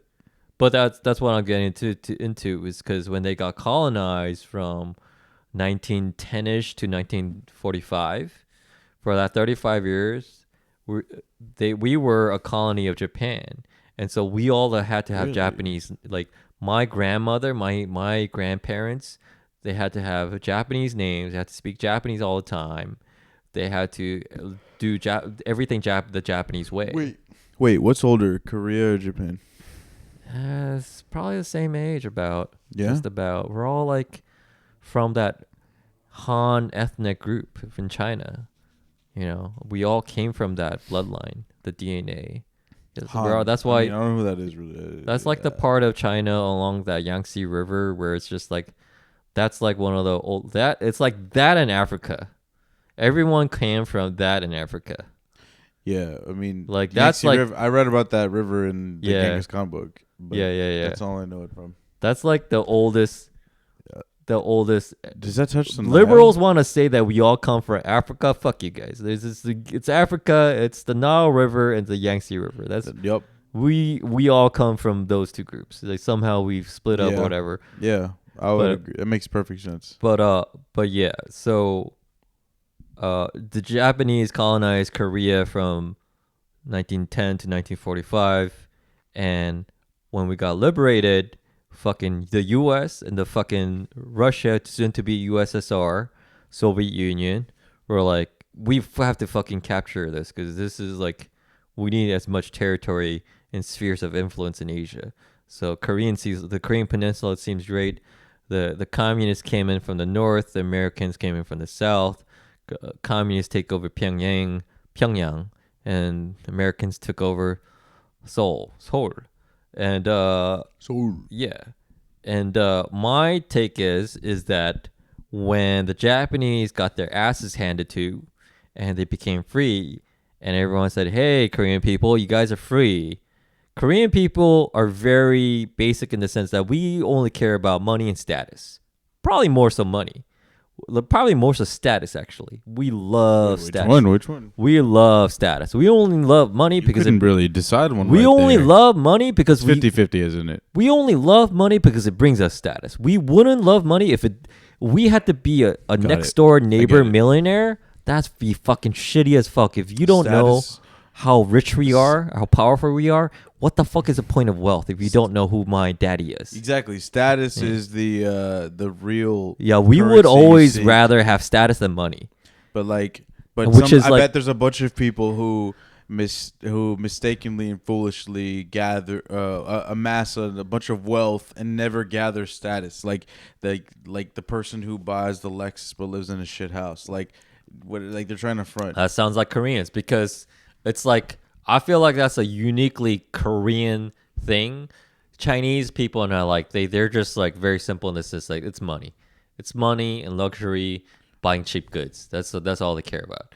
The Japanese are more to arts and peace and lifestyle, whatever. They're fucking hip. Koreans all about status. Koreans were about status, which is why South Korea has developed so amazingly economically in the last 50, 60 years. But back it up though, like why? because this is one of my conspiracy theories. Why I feel like it's a way. Like when the Japanese left and Koreans were like, we can be whatever we want to be now that we're on our own, because we used to have Japanese last names because we're forced on it for the last generation, and it's kind of a toss up. It's kind of a freebie. I think I'm gonna be a Kim. I wasn't a Kim before, but now I am. I'm gonna be a Kim. What are you gonna be? I think I'm gonna be a Lee. Okay, you're gonna be. What are you gonna be? I'm gonna be a Park. Okay, so we just became. I grew up with a Kim. Yeah, what used to be probably 50 different groups just became 3 different groups because we all thought that that's what's gonna be the hot shit. Koreans are hip to trends. They're hip to being hip. They're totally woke on trends. They're fucking like getting their beady little eyes on trends. We think back in 1945 when we got liberated, we thought it'd be hot shit to be Kims. That's why there's 10 million Kims in the world. You would still characterize them the same today? Koreans versus Japan. Because I want to understand the difference. Like, because let me tell you what I know about.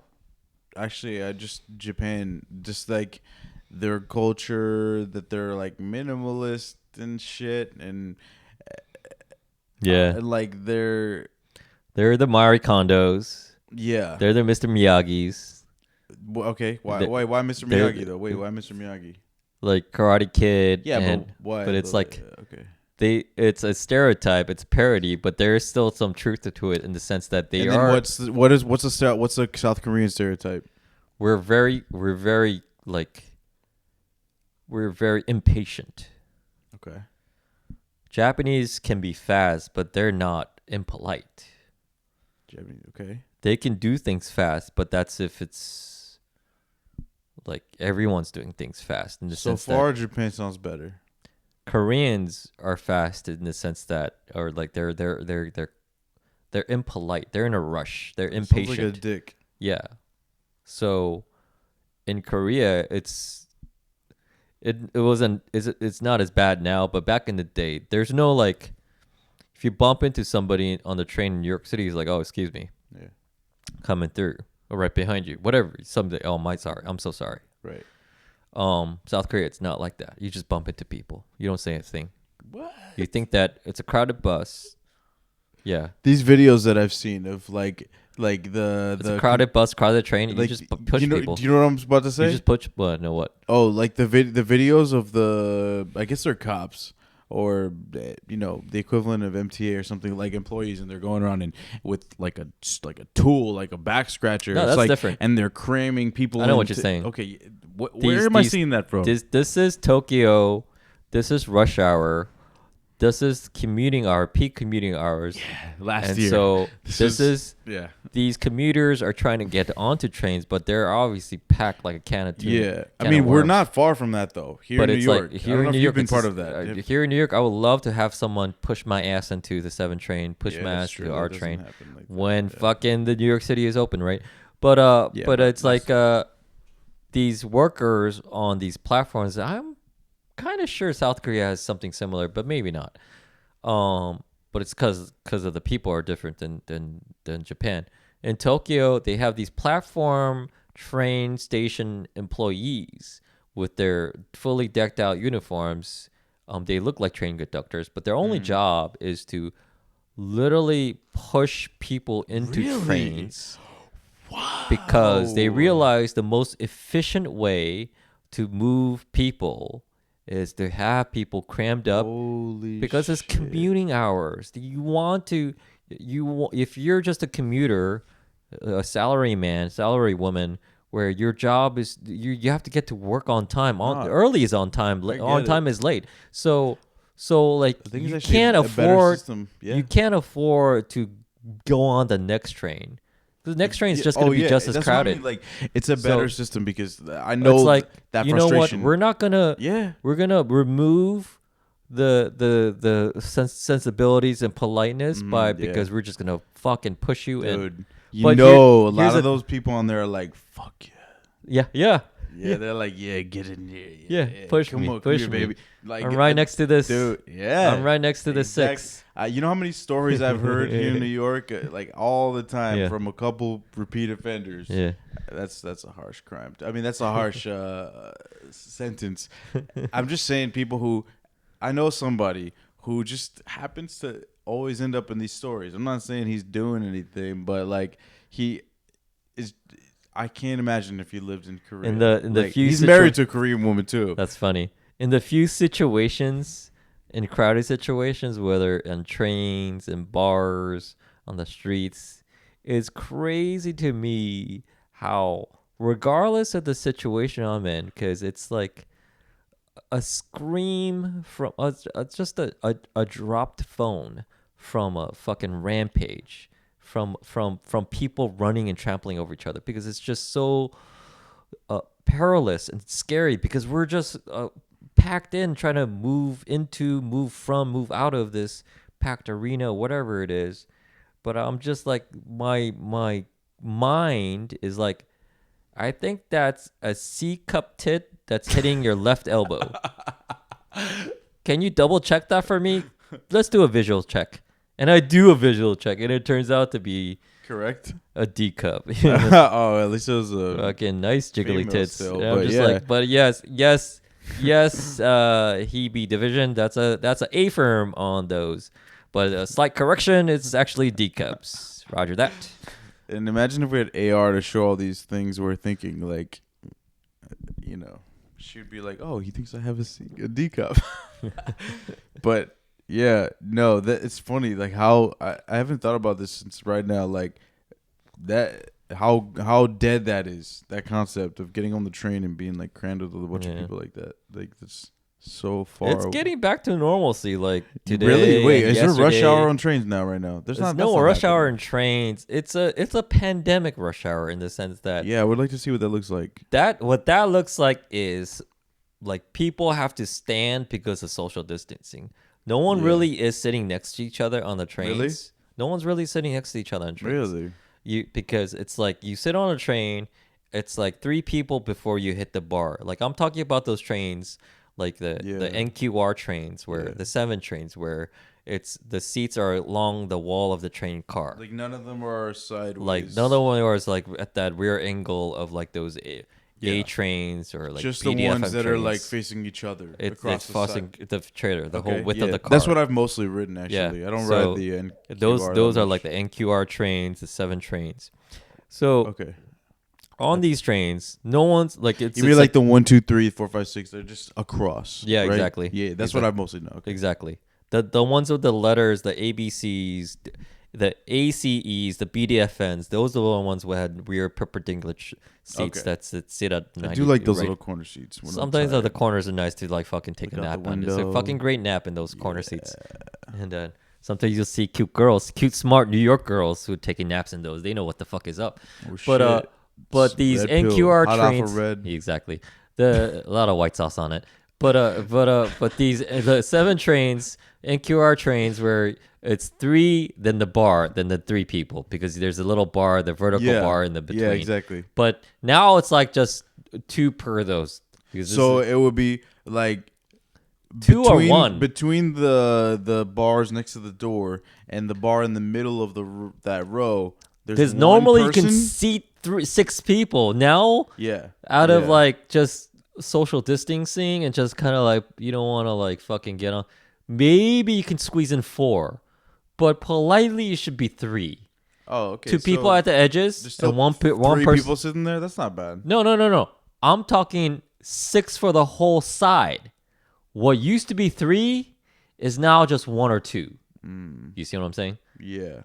What used to be 6 now is only 3. So, but okay, the trains move. The doors closed. The train's moving, and we don't have the same number of people on the train, right? It's not like they're like evenly dispersed in a different way. There's just less people, right? Like, I mean, I'm not riding the train anymore. Yeah, so. now it's like when I get onto it, because I still go in the city to go to my gym. Because I don't. I work at home. So now a packed train is what I consider. I got dumbbells. Where do you work out? Well, I'll ask you after. What I consider a packed train in rush hour, quote unquote, pandemic rush hour now, is socially distanced seating and 5 people standing, meaning that those 5 people feel that it's socially inappropriate to sit down.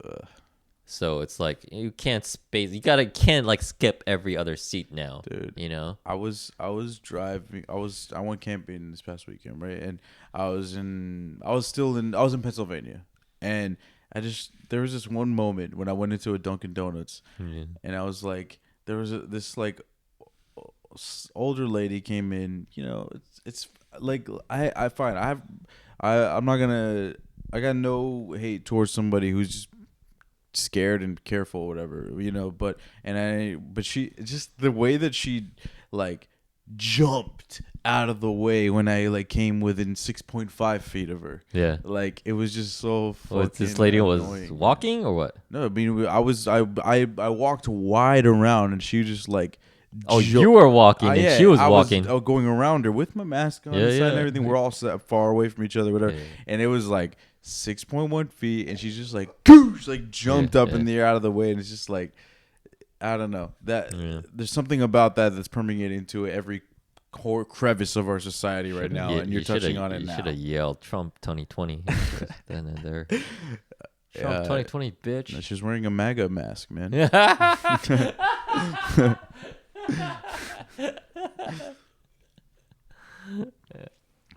the gym I go to is on 19th Street. How much is that a month?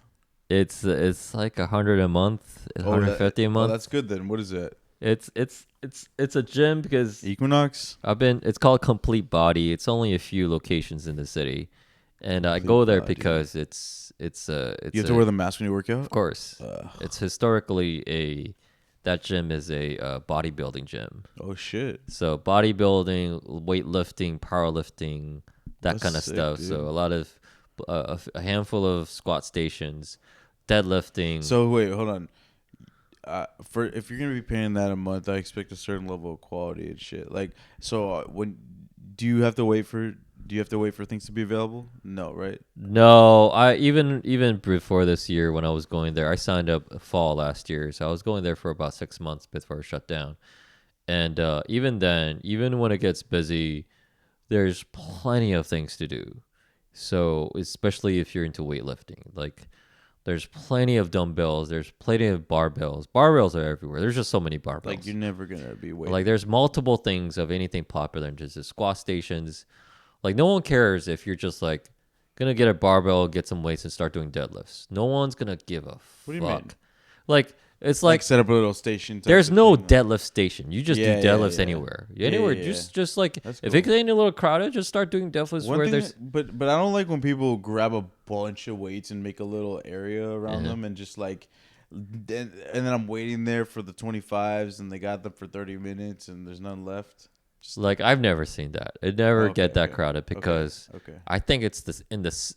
Maybe I was just speaking highly of my gym and the people who go there, because the people who go there are the people that I'm like indirectly, even though I don't know who they are, they're all my role models in the sense. I love going to that gym. As you should be. I love going to that gym because I'm the smallest guy who goes there. Dude, that I get you. That I'm like the smallest. When you said it's like where bodybuilders go, I was like, I want to work out there. Yeah. Like I'm smaller than most of the girls who go there. Most of the girls who go there are fucking cut, fucking yoked. Right. And I'm just like, I'm studying that, but like I like to fuck that bitch. Then right after I cream in her, I want to talk to her about overhead press. It's just like, or what's that? Or if she likes Boston cream donuts. Yeah, I want to. Do you have any like guest passes? I want to check that shit. Yeah, for sure, man. I think it's a finagle that. Okay, for real. I'm dead ass. Because actually I'm looking for a gym. These 2 dumbbells in my home are not doing that anymore. Yeah. I need to get back into it. I used to work out at work. I work at Fox, and they have a gym in the basement. Yeah, for sure. I miss that gym so much. Yeah. Man. I'm just doing like bullshit now. Where was this building? Which building was this? It's Rockefeller Center. In the Rock Center. Yeah, dude. Shit, man. I actually miss it. Yeah. It was awesome. Wait, did Fox have a studio? Like, they have a studio right next to Fox, to 30 Rock. It's in that building, yeah. It's still in that building? Oh, 30 Rock is different, though. That's the Empire State Building, I think. 30 Rock is 30 Rock. That's just an address. But Rockefeller Center is a Rockefeller Center. That's a collection. That's a collection of buildings, right? True. Then because I just simply equate Rock Center with 30 Rock. I forget the address of the building. It's I don't know. But Channel 5 News. Like if you see that movie about Fox, they show the building and everything. It's there. Yeah, it's that one. I can get you inside if you want to go back. No. Actually, they're not even letting me inside. Yeah. Yeah, they're not letting us in. They're my mom got me like a heated coffee mug for Christmas, and I can't get it now. It's stuck. Yeah. So yeah, they're tight with that lockdown, and they started inviting people back. This like on like a hot desk setup where you like reserve a desk, whatever. And I was like, "Can we go to the gym?" And they said no. So fuck that. I'm not going back. Yeah. Why the fuck would? There's no reason to go into the office for me at all, Mhm. other than to get to communicate with my coworkers and shit. Because like that's where you get value out of that Mhm. in a lot of ways, or use the gym. That's it. Yeah. That's really it. So there's no reason to go in. Yeah. It's stupid. It doesn't make sense. Like, why are you gonna have a brick and mortar if you're not trying to like grab people coming in? Like, I understand if you have a restaurant or something, you want to get people walking by, but if you have a business that is an internet company or something, there's no reason for a brick and mortar. Where's the infrastructure? It's already in your employees' homes. Like, it just doesn't make any sense. But yeah, Yeah, no, that's the thing I see for myself as a freelancer. I'm like, yeah, I'm gonna be working from home for a couple of years now. I better have a nice setup for myself. I better be like preparing for the long haul here. dude. You know. Dude, I have so much respect for you for being a legit freelancer, like a really successful freelancer. Hmm. That's awesome. Cause like, I, I mean, I would like to hear how that panned out, like your story, because like I started as a freelancer, and then like for me it was a stepping stone to having like a corporate job, which I still don't see as like an end game at all. I see it as a stepping stone to being ultimately a successful freelancer. The only way I saw it as happening for me was one, it is a thing to be a freelance bookkeeper, but it's really a rare thing. Two, it works out only in this climate in the last 10 years because of technology. Like the it's only because this I told you before, I think, like because of cloud computing and they have QuickBooks Online, and that's a Mm. thing. Without that, there I wouldn't like. I only discovered that once I discovered that I was like, I think I could figure this out on my own. I don't need to have a employer. So I think I'd go out before, and find out my own clients, and I'm gonna get them onto QuickBooks Online. And this isn't like long time ago. This is only like 6 years ago, 5 years ago that I realized this.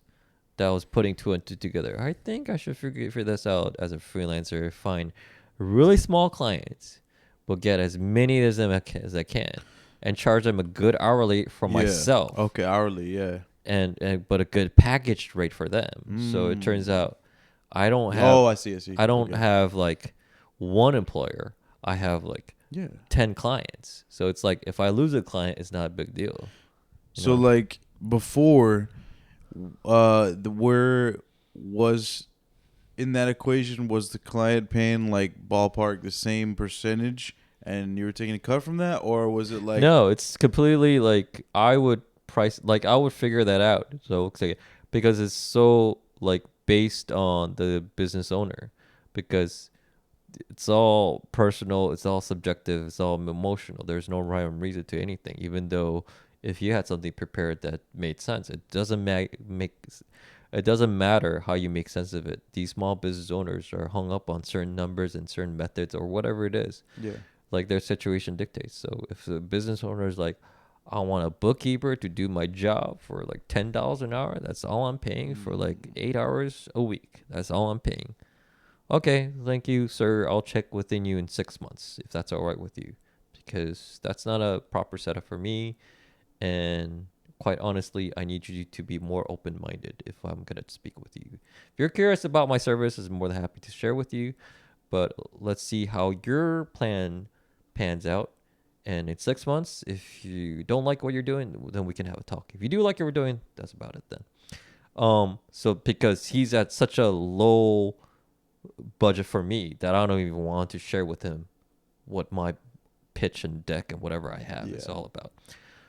Another person is like talking about taxes, like my tax account this, my tax account that, my tax account that. I was like, okay, so you're not you. So let me fill in the gaps for you, Mister Business Owner. Uh, you're not 100% satisfied with your tax account. Maybe it's because I'm being a little bit of Dr. Phil here. Maybe it's because you have all these expectations and curiosities that you want to be resolved, but for some reason, I'm not saying this is foolish or ignorant of you. I'm just saying for some reason, you thought that these questions and curiosities and concerns should have been resolved by your tax accountant. But you're saying tax accountant. What do you think they do every year? Taxes. They don't do evaluations. They don't do sales analysis. They don't do product strategy. But those are the things you're talking about right now. Your tax accountant literally pay your tax accountant $5,000 every year to do your taxes. Why do you assume that your CPA has any fucking idea about your widget business and how to like go from 1 million to 1.3 million? Wait, what do you mean widget? Like whatever that business is making. Maybe their advertising agency. What? Widgets just mean anything. Yeah, what does widget mean to you? That's a big question for widgets me. just is from what I just I've built learned. the Fox widget. Yeah, it's just widgets, just like just And my some own kind of like nothingness, anythingness. Yeah, this is Yeah. okay. That's what I thought. It's like Yeah. it's wait no, but I would say a widget is like a piece of either a piece of a larger thing or Yeah, I don't know. What exactly. the fuck is a widget? I Yeah. don't know what the hell does widget mean? I'm literally imagining a piece of obscure wooden thingamabob that fits into another thingamabob. Just like what you said. Okay. That's part piece a cog in the machine. But Got it's it. just a thingamabob. But it's just like relying on whatever the, it is. Yeah. but it's a piece of a larger machine. Yeah. Okay. So- I just wanted to hear from a third party perspective. Yeah. So it's like, so that client has all these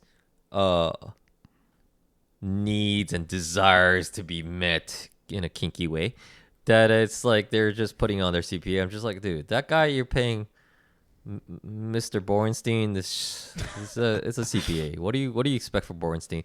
Let me help out. Like, you want to talk about product strategy, like, we got to figure that out. But you want to talk about your numbers, your balance sheet, your financial statements, and go from there on. I'm your man. Like, 'cause like I'm here to like be more involved, be more intimate with your business, not tax accounts. They don't give a fuck. They just want to like, do you have an LLC? Is it Delaware? Okay, let me figure this out. That's all they want to do.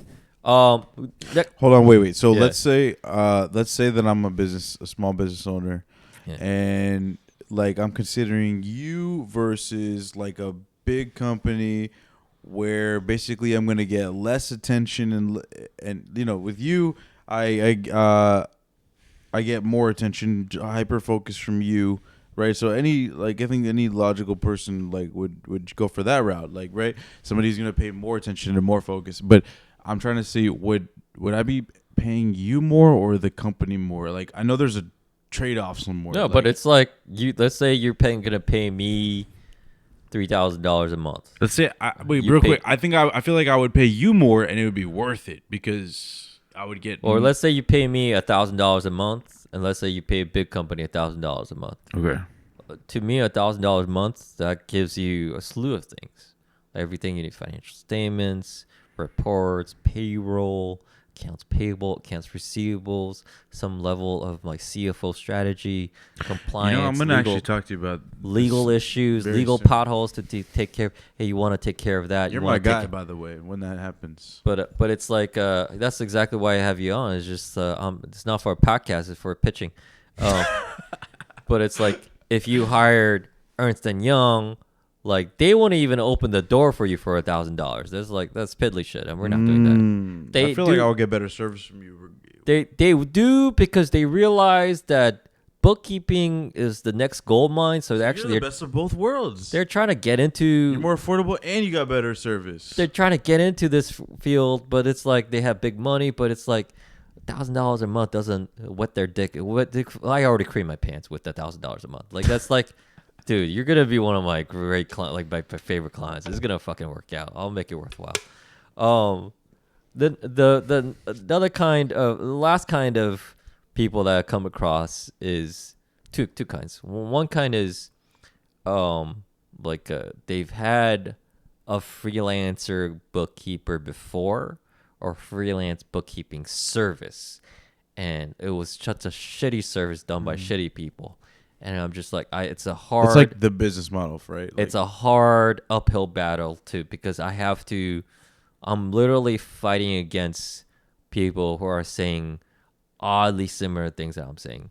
So it's like I still have to brand myself. I have to Right. differentiate for that. Okay. Or maybe I don't. Maybe how I'm do you just, brand yourself? how do I brand myself? Yeah. By trying not to make rape jokes during pitches. Okay. Just like I like, if I allow myself to, like, no leash, Tommy. I Just feel like you go should make more rape jokes. go chase the ball, Tommy. Go chase. Be like Lola. Go chase the ball. But no. But it's like at these meetings, at calls, coffees and decks and whatever. I'm just trying to throw a lot of. I'm a very left brain guy. I like words. Does that mean left wing? Left brain in the sense that when you order, just kidding. When you order a coffee at these coffee meetings, do you like specifically order a certain type of coffee to come off a certain way? Like, do you order coffee black? You're like, I don't need some fucking sugar. Like, I don't think I try that hard. You don't strategize at all about that. No, I usually just get coffee you don't think, or Americano. That's about like it. there are like people who are like I don't who think are that very hard. conscious of like meetings, and they'll change the location of the meeting. It's like an alpha move, whatever. Playing games. Yeah, mind games. I know people who do that for dates. Yeah, that's what I'm saying. Exactly. I think I do that for dates. I mean, like, there are certain things that I learned like just growing up from my fucking mom or something, but I don't like try to game things actively. Hey, I used to have that same oven in my last house. Yeah, the oven right there. Oh shit.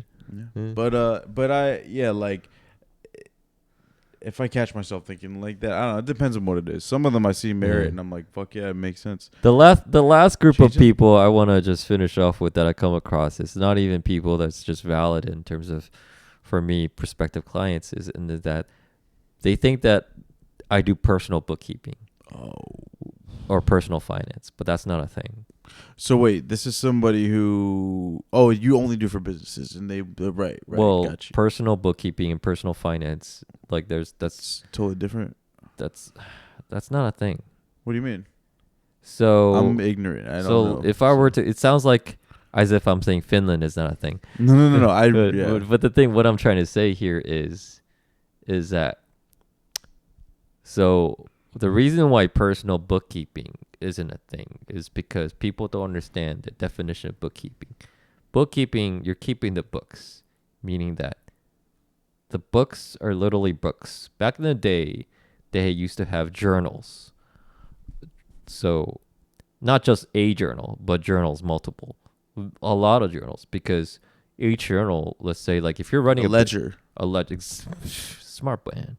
Like crypto, because of crypto. Exactly, like crypto, in the sense that if you're running a business, give me a product that you're selling.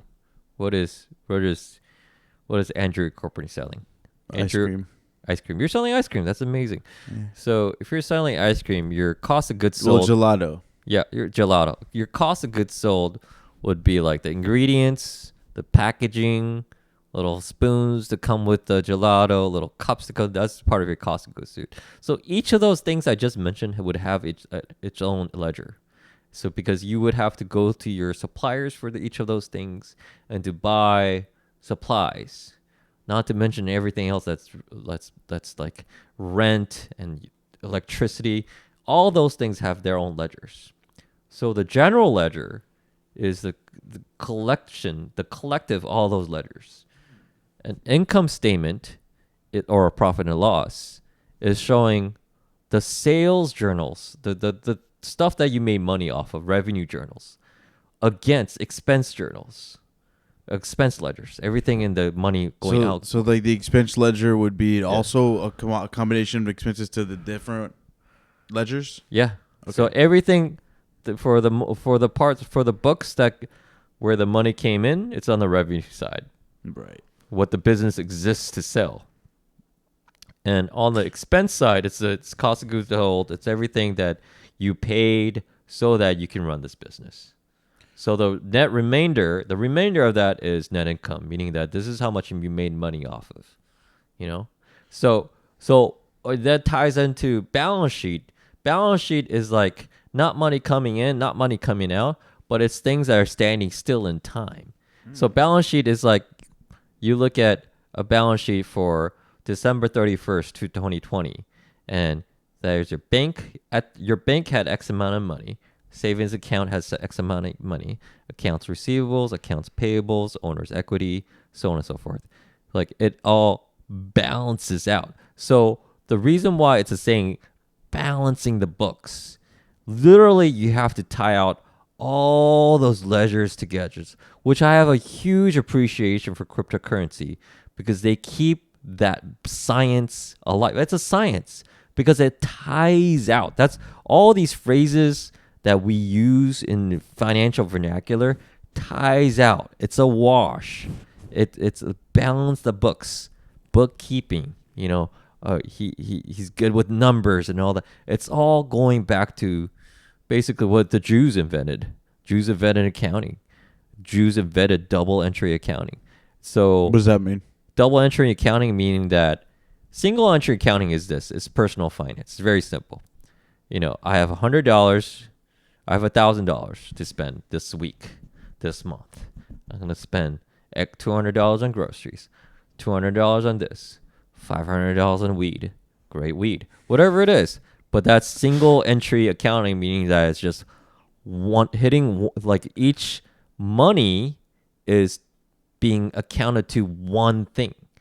Double entry accounting is that for one single business transaction, it has to hit at least two places in the books, because it's a natural accountability. It's a buddy system. Because if it hits two places in the books, then it's a natural internal accountability system. I don't get that part. Wait, what do you mean hitting two places? Like, so let's say you deposit money from a client. All right. So you got $1,000 from your client. Yeah. It has to hit. It has to hit two places. Yeah, it has to hit two places in your book. So one would be the bank account, because obviously escrow. That's what I was trying to say. Yeah. One place, because you're gonna deposit the money. You're gonna deposit into your bank account. So your bank account increases by that much, but also it's money from your client. So it's gonna hit sales revenue. Your revenue increases, and also your bank account increases. So it's a natural, very smart, very Jewy, very witty system of like having a check and balance, meaning that it's not going to just hit one place, because it hit one place, then it's easier to hide, and it just doesn't have that natural tendency, because you hit two places. Okay. Wait, what are the two places? It's called debits and credits. Debits and credits. In accounting, it's like debits hits one way, credits hits another way. It's a plus minus. Like simultaneously, like you want to say separate but equal. Okay, sure. But it is like kind of like that in the sense that. I mean, I was gonna say something that's just sort of like hiding in words. It doesn't make sense to me mathematically. I don't get it. Like, I'm basically getting into accounting 101 here with you, but let's go back into. Seems like an illusion, is what it seems. Let's go back in terms of cryptocurrency. Okay. Cryptocurrency has a ledger. It's a beautiful system. It's based off of, if not, it's from the little I know, it's exactly like double entry accounting, meaning that every transaction, if you sell me Bitcoin, you sell me Bitcoin.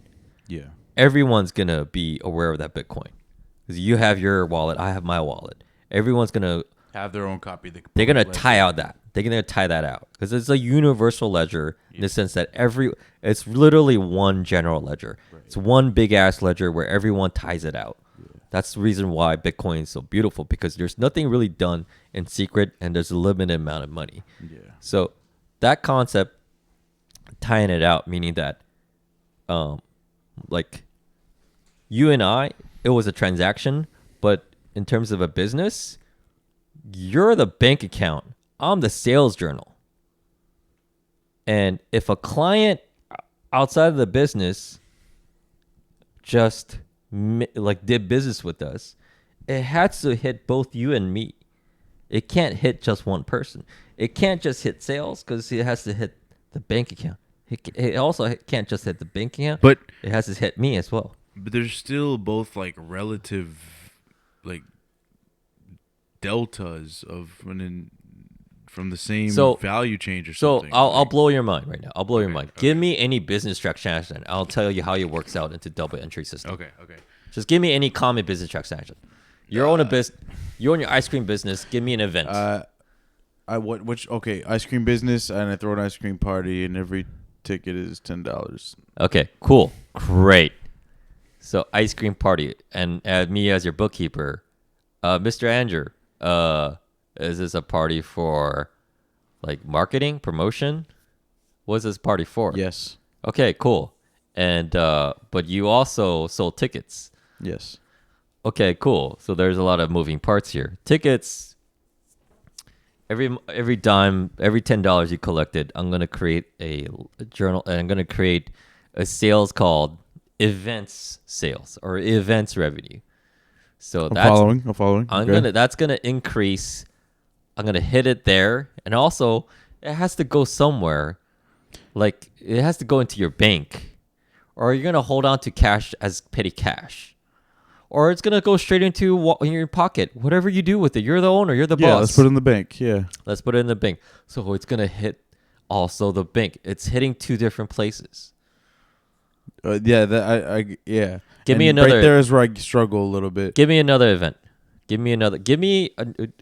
Can you imagine what a non-cash business transaction looks like?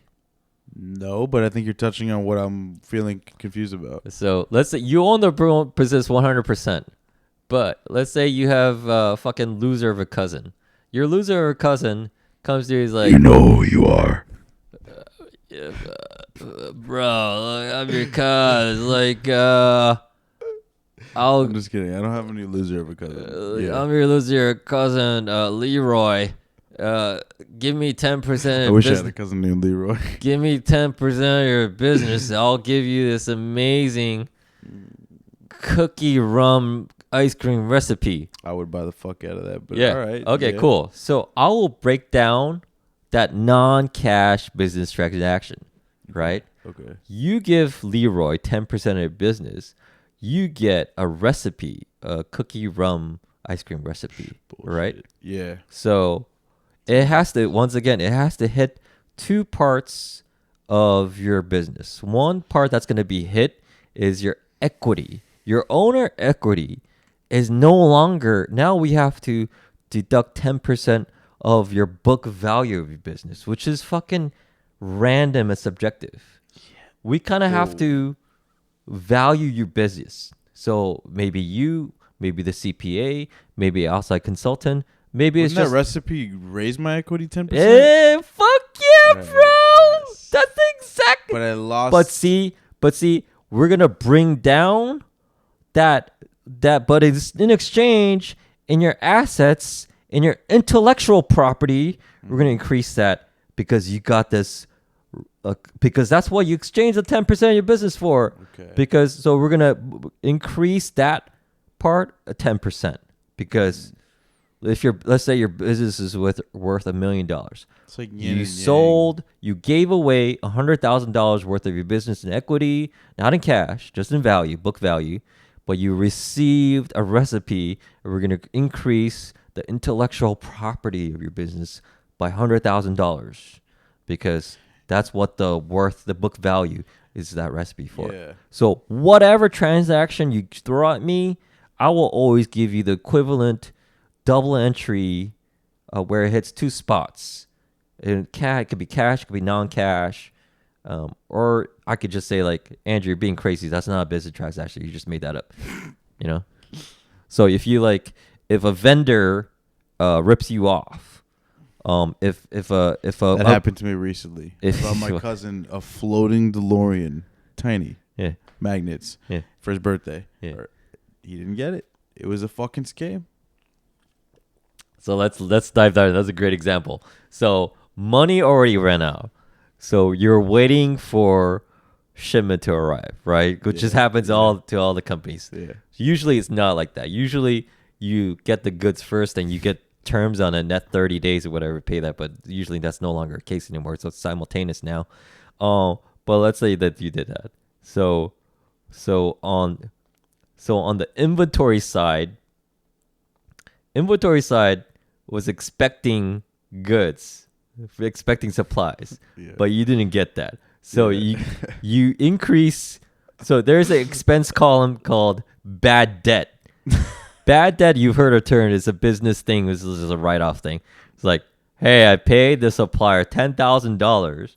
I paid them $10,000 for $10,000 worth of widgets, but I didn't get it. So I It's all increased. clicking into me now. I increased bad debt by $10,000. Dude, we're fucking going deep dive accounting right now. I can't believe we're doing this. I didn't know you guys use the word widget that often. But okay. I do because I'm kind of weird. But $10,000 bad debt, and then the other part is like inventory side was expecting that, but we have to bring that balance down to zero because no longer it's not coming anymore. Okay. Because there's an inventory receivable area. Dude. Is there more? That's it. Okay, That's so the like two areas. So yeah, like it's clicking into me now, and it just totally linked in with the way Swift UI works, and like, or at least the way Combine works. It's a framework used with Swift UI. It's like basically you change a property, and there are other things that observe that property. So when the value changes, other listeners get affected. So like the same thing, like you have one source, value that it's just like they're tethered. They're like, it's like with quantum mechanics, like with what's that called? With like when two objects are quantum entanglement, and like regardless of where they are in space, like you can have two objects that are quantum entangled, literally one opposite sides of the universe, and will instantaneously affect each other regardless of their dimension. So yeah, like I don't know. I'm just seeing parallels here, and it's sort of sinking into me, like the double. What'd you call it? The double entry accounting system. So let me see. This is probably gonna be like wildly wrong, but just does this make sense? Like it's two ledgers, I guess, and one of them is measuring I guess they're both measuring the delta, but one is positive and one's negative, I guess. And, I don't know. Kind of, not really. So how would you summarize it in the shortest amount of words possible? Why the double entry accounting system? No, what it is. What does that mean? Double entry accounting system. How would you summarize that? How would I summarize that? It means you and I fuck a hot chick together. That's Okay. double entry. Eiffel Tower. Whoever calls ass first gets ass first, and then the other guy gets whatever hole that's left over. So why does that matter though? I mean, I definitely now. I try to get you there. You're totally stoic about it. I'm on. I'll let you take first choice. I just want to know.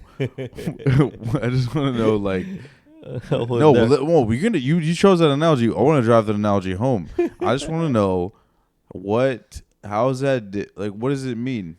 Like double. Like, what is it saying? Something is missing for me that it's not clicking. How would you define double entry? I don't even remember that. Double entry bookkeeping was developed in the mercantile period of Europe to help rationalize commercial transactions and make trade more efficient. It also helped merchants and bakers understand their costs and profits. Some thinkers have argued that double entry accounting was key to calculative technology responsible for the birth of capitalism. The accounting equation forms the foundation of the double entry. So the accounting equation is assets equals liabilities plus equities. Yeah. So I just see this as like two ledgers, and one lost and one gained, or whatever. There's multiple ledgers. But it's a very simple and elegant solution that has its own internal, funny enough, accountability system that keeps itself in check. And if it's like the books are out of balance, then the books are wrong. But that makes sense to me. The books are in balances, imbalance, okay, then this is a solid this is a solid set of books, and there's a lot of reliability to it. Yeah. No, that so okay, let me jump at this again. Like I think sort of to double down in a different light, like on that it's just multiple ledgers, like I guess what I feel like the value is what crypto is like going in on, like, basically if so you can get the same value from a bunch of ledgers that, in good faith all have the same data as a universal ledger that is, like dispersed electronically or whatever. But it's like, if you in the past or whatever, whenever Because there's no way, it's the only core parallel is there's no way in crypto for someone to say, hey, that guy ripped me off. No, let's just look at the ledger. Sure. Everyone has that access to the ledger. So there's no way within the books that something is missing or something is wrong. In some ways, there's nothing wrong in the books. It's just human error. It's just user error. The books are never wrong.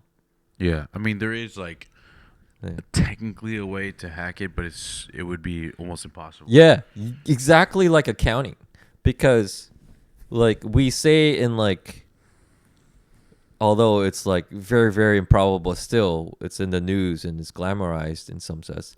But when there's a plane crash, it's like, is it pilot error or is mechanical failure? But when it comes to accounting, there is no such thing as mechanical failure. Because now we don't have physical books. We have QuickBooks Online. We have some kind of NetSuite Enterprise. We have that shit is not even for even big companies. Maybe it's a couple gigabytes, but that shit is very low memory stuff. It doesn't take too much memory to have whatever bullshit business you have on QuickBooks Online. Dude, that's so true. So it's literally just ones and zeros. So Isn't that crazy? Like there's just no 2 such gigabytes things. is probably the infrastructure of like giant corporations. Yo, binary, man. So it's like there is no such thing as mechanical error in QuickBooks Online. No, that shit's purely on people. That's just purely on me. That's just purely, and I have to find a sophisticated reason why this is not right, because it's my ass is on the line. But anyways, it's like that shit's purely on human, what people, garbage in, garbage out, what people put into. So the double entry system with the accounting equation, put those two, like all the few fundamentals of accounting, modern accounting together, there is no way the books are wrong. Books are fucking right. It's just the people fucked up, which is a very simple, just as like crypto, what we were just talking about, highly improbable. So it is such a fascinating system. Blockchain is such a fascinating system. 51% of the computing power of the entire network to overpower it. Yeah. I mean, But what is the likely? it's literally who's gonna kick that computing power? Like it's like.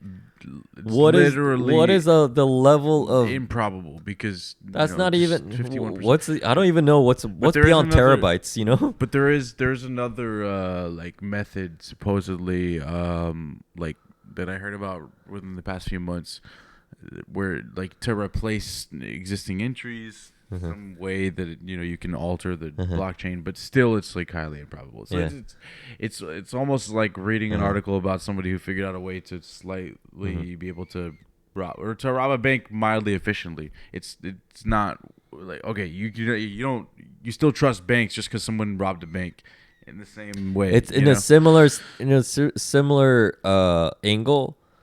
I sometimes have to convince my clients that I fucked up, not the books.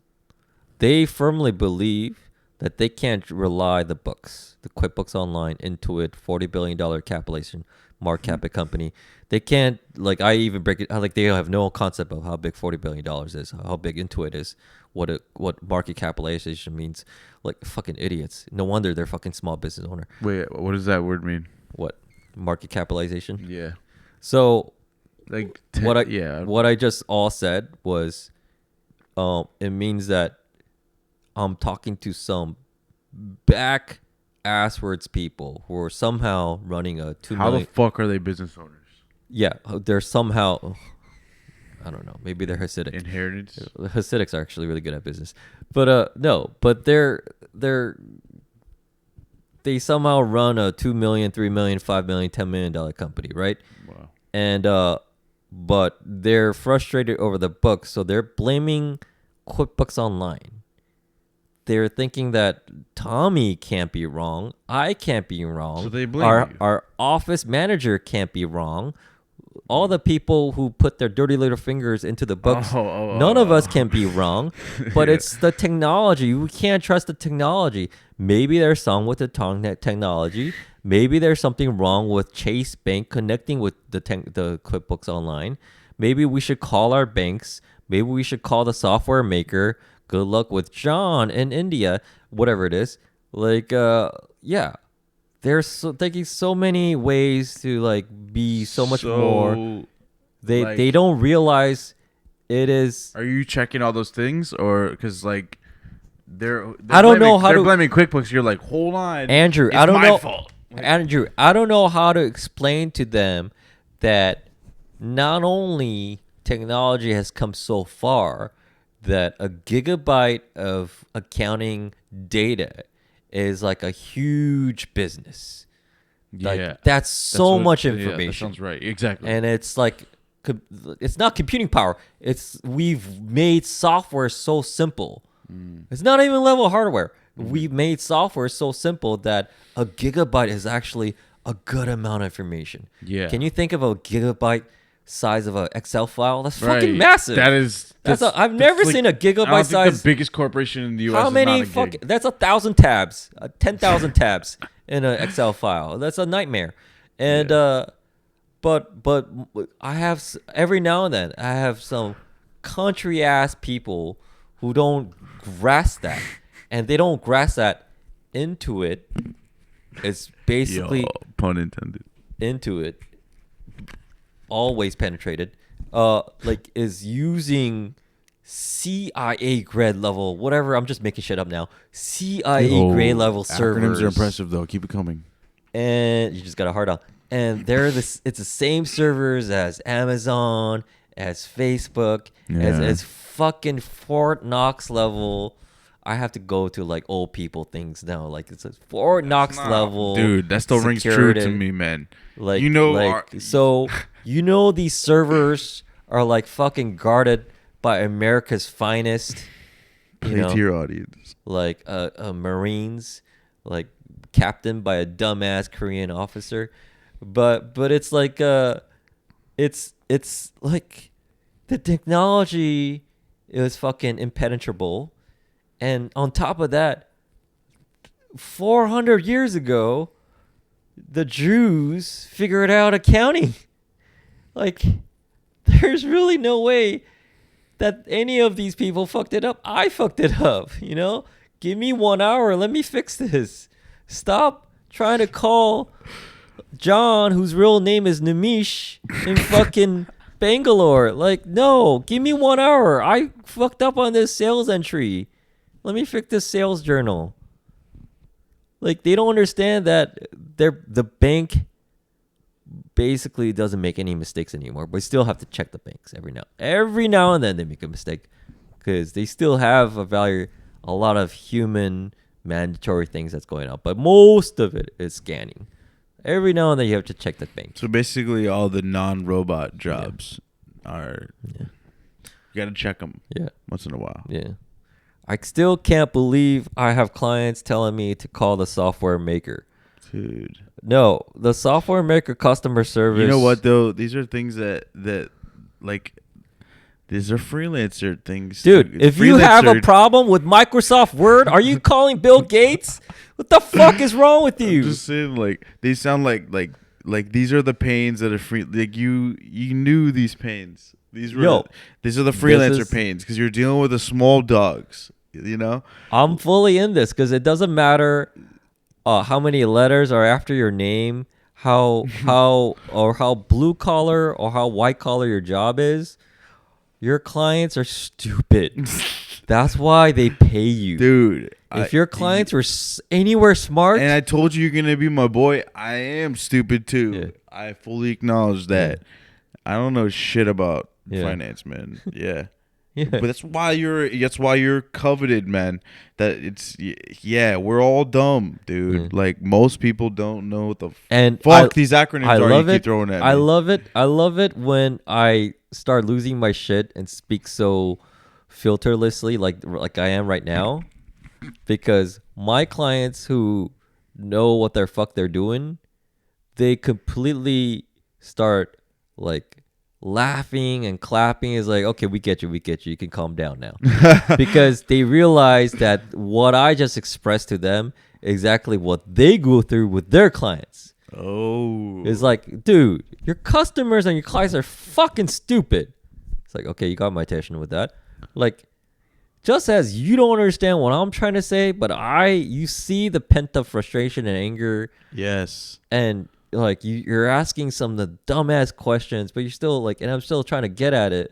But at the same time, you're so behind me that it's fucking untenable. Like yes. It's this situation, and even the relationship is at risk. So it's like, it's like, I don't know if I want to even deal with you. I don't even know if I want to take your money. It's almost like you're going to a lawyer and you're like, but it's like, let's say you're going through a bankruptcy, right? Oh, I was hoping you were gonna say OJ or something. Okay, let's go to crime. Let's go. You gotta have to have a defense lawyer, right? You get a defense lawyer. The first thing you say is, "How long you get locked up for?" Yeah, you know, like fucking something presumptuous and fucking stupid. Yo, you have a man now. He's your man. He's gonna be your man, so he can fight for you and say all the smart words for you in front of the judge, so you can not even go to jail at all. You mean I don't even have to go to jail? Yo, you don't even understand. You could go to jail, but now you just hired a defense attorney. You just paid him $10,000 because this could be as bad as a felony, but he might bring it down to misdemeanor. And that's a huge difference. Nice. Huge difference. Huge. Yeah. So no felonies. Thank you. Oh, so you saying then he gets it. He's like, oh, you saying that? I get it. I get the difference between felony and misdemeanor. Oh, this shit could be good, but it's not set yet. It's like, yes, it's not set yet. Oh shit, dude, that's a great analogy. Yeah. So it's like I have to find that any professional, you're a coder, you're a tech guy, any professional has to find what that other party is familiar with. Yeah. Dealing with like design product people, you know, and I mean, I come kind of from that, like in terms of I was a technical first, you know, but like that is the delta right there that caused so many issues in the tech industry, like people, you know, just product, like basically the worst case scenario with a bad communication between those two worlds is back and forth, and you know, not communicating clearly, and like they communicate differently. You know, the people coming from the tech side is more like, or I should start from the design side. The product is more like, we want it to look like this, and they start with a kind of a very vague thing, and then the other side is like, okay, this is exactly what you told me, so I'm gonna do this, and then they give you that, and then the other, it's just they communicate differently, and they're just different worlds, you know. They just, I don't know. It's not efficient. Those two. I had a client who was in real estate. He was like on the investment side of real estate, and I was too new being a freelancer back then, so I just did whatever he wanted me to. But he basically wanted me to invent a whole new accounting for him. He thought that he was getting customized reports. He was literally dictating me how to do a new kind of accounting for him. I've heard this sort And of. I should have said like a few things in the sense that not to take it personally or be offended by it, And but take it in a sense of a consultant it's as so advisor. hard not to. It's so hard not to, because it's like, how can you be this stupid? How can you be doing what you're doing? Presumptuous, like ignorant. Yeah, it's one thing. It's one thing if you're a carpet seller. It's one thing. What do you mean, carpet seller? It's one thing if you're doing something not as like that fucking extra comma in there. How can you be dealing with 2 commas in your transactions? And 2 commas. Like in the millions. Yeah, but How can you be dealing with so much money and not Okay, understanding gotcha. what an income statement is? okay. Not understanding the difference between an income statement and a balance sheet. Income statement is profit and loss, is money coming in, money going out. Balance sheet is how much money you have right now and how much money you owe. So balance sheet is like you have banks, you have accounts receivables, which is like the money you've been getting from your Okay. clients, which is like all the assets you own. Yeah. It's like it's money you have at one time, as opposed to liabilities, which is money you owe. Like you have credit card bills, you have accounts payables, you have to owe all your vendors and suppliers. You have payroll liabilities, which is like payroll that's about to go out soon. Things like that. You have loans to pay off, mortgages to pay off, whatever it is. Yeah. So it's like those two in some kind of theory should equal out to zero. You know? Yin and yang. Yeah, exactly. You see where it's going. But this client I was dealing with was really dealing with a good amount of money, investing in real estate for his partners and investors. Didn't really understand what an income statement was, and I just didn't have the balls to say like, how could you not know what an income statement is? And why do you want me to invent a new kind of income statement with you? Because Wait, so you ended up doing the new? I ended up doing it for him, but it was once again like that word, Did he pay for untenable it, though? situation. It was an untenable situation I because don't really know what that word means. it was unpragmatic. It was impractical. It's unholdable. It's a situation you can't Unsustainable. unsustainable. Exactly. Thank you. Okay. Thank you, young Andrew. Because it's like I couldn't like it. I was enabling his ignorance. Right. Not And- scalable. and that helping someone of influence, of power, He was well off. Like his whole business somehow was Yeah. successful. Yeah. Like you were gonna be growing a bad plan. Yeah. yeah, and I'm just helping out with this ignorance. It's like Right. This is- You don't want I'm helping to. out- What's the word? Like you don't want to enable. him. yeah, it's almost like this dude knew how to deal with real estate properties, real estate Yeah, investors. he must have been good in his other limited areas. investors, where he's a general partner, his limited partners, and all that. He was just really bad at looking financial statements. But looking I back, vibe with that. looking back now, it's almost like I was dealing with Jekyll and Hyde. Like when he was doing his real estate stuff, he was Dr. Hyde. When he was doing the financial stuff with me, it was fucking Khloe Kardashian. Like, how can you be that dumb? Like complete turnabout, like Jekyll. Like how can you not know this? Like here's my perspective. And how can you also not be willing to learn? Thank you. This is my perspective. Like I am ignorant in a bunch of this shit. Like a lot of these terms you're using, I don't know. But if it was me, like every time I come across some things like whatever, like Okay. I just got my first car. Like I learned all these things that I didn't know, like different terms, and like I would be hungry to learn all these things that Yeah. you're saying. I'd be fucking taking notes. Let me play a scenario, flip it around. Let's say you're coming to me. I have this app idea, and I need to develop an app idea. All right, so I'm gonna be playing this guy who has an app idea. I was like, Andrew, I got this app idea. Can you help me out on it? Oh my God. What I've had this conversation so many to go. Let's simulate it. Go ahead. So can you? Yeah, I'll show you how this plays out. Watch. Yeah. It depends. It depends on a few factors how it plays out. But see. let's play out the scenario. Okay. Okay, bear with me. Andrew, I got this app idea. You want to help me out on it? What is it? So it's like Well, I've been talking to some other people too. I don't know if you can help me out. But anyways, Wait, is this real?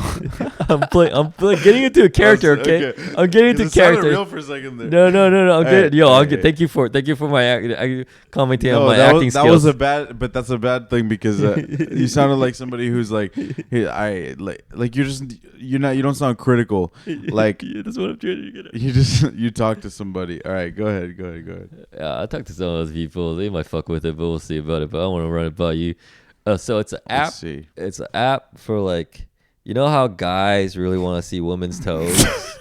So it's like what all guys want to do. It's not like pussy or tits or ass. It's not pornographic. It's just women's toes.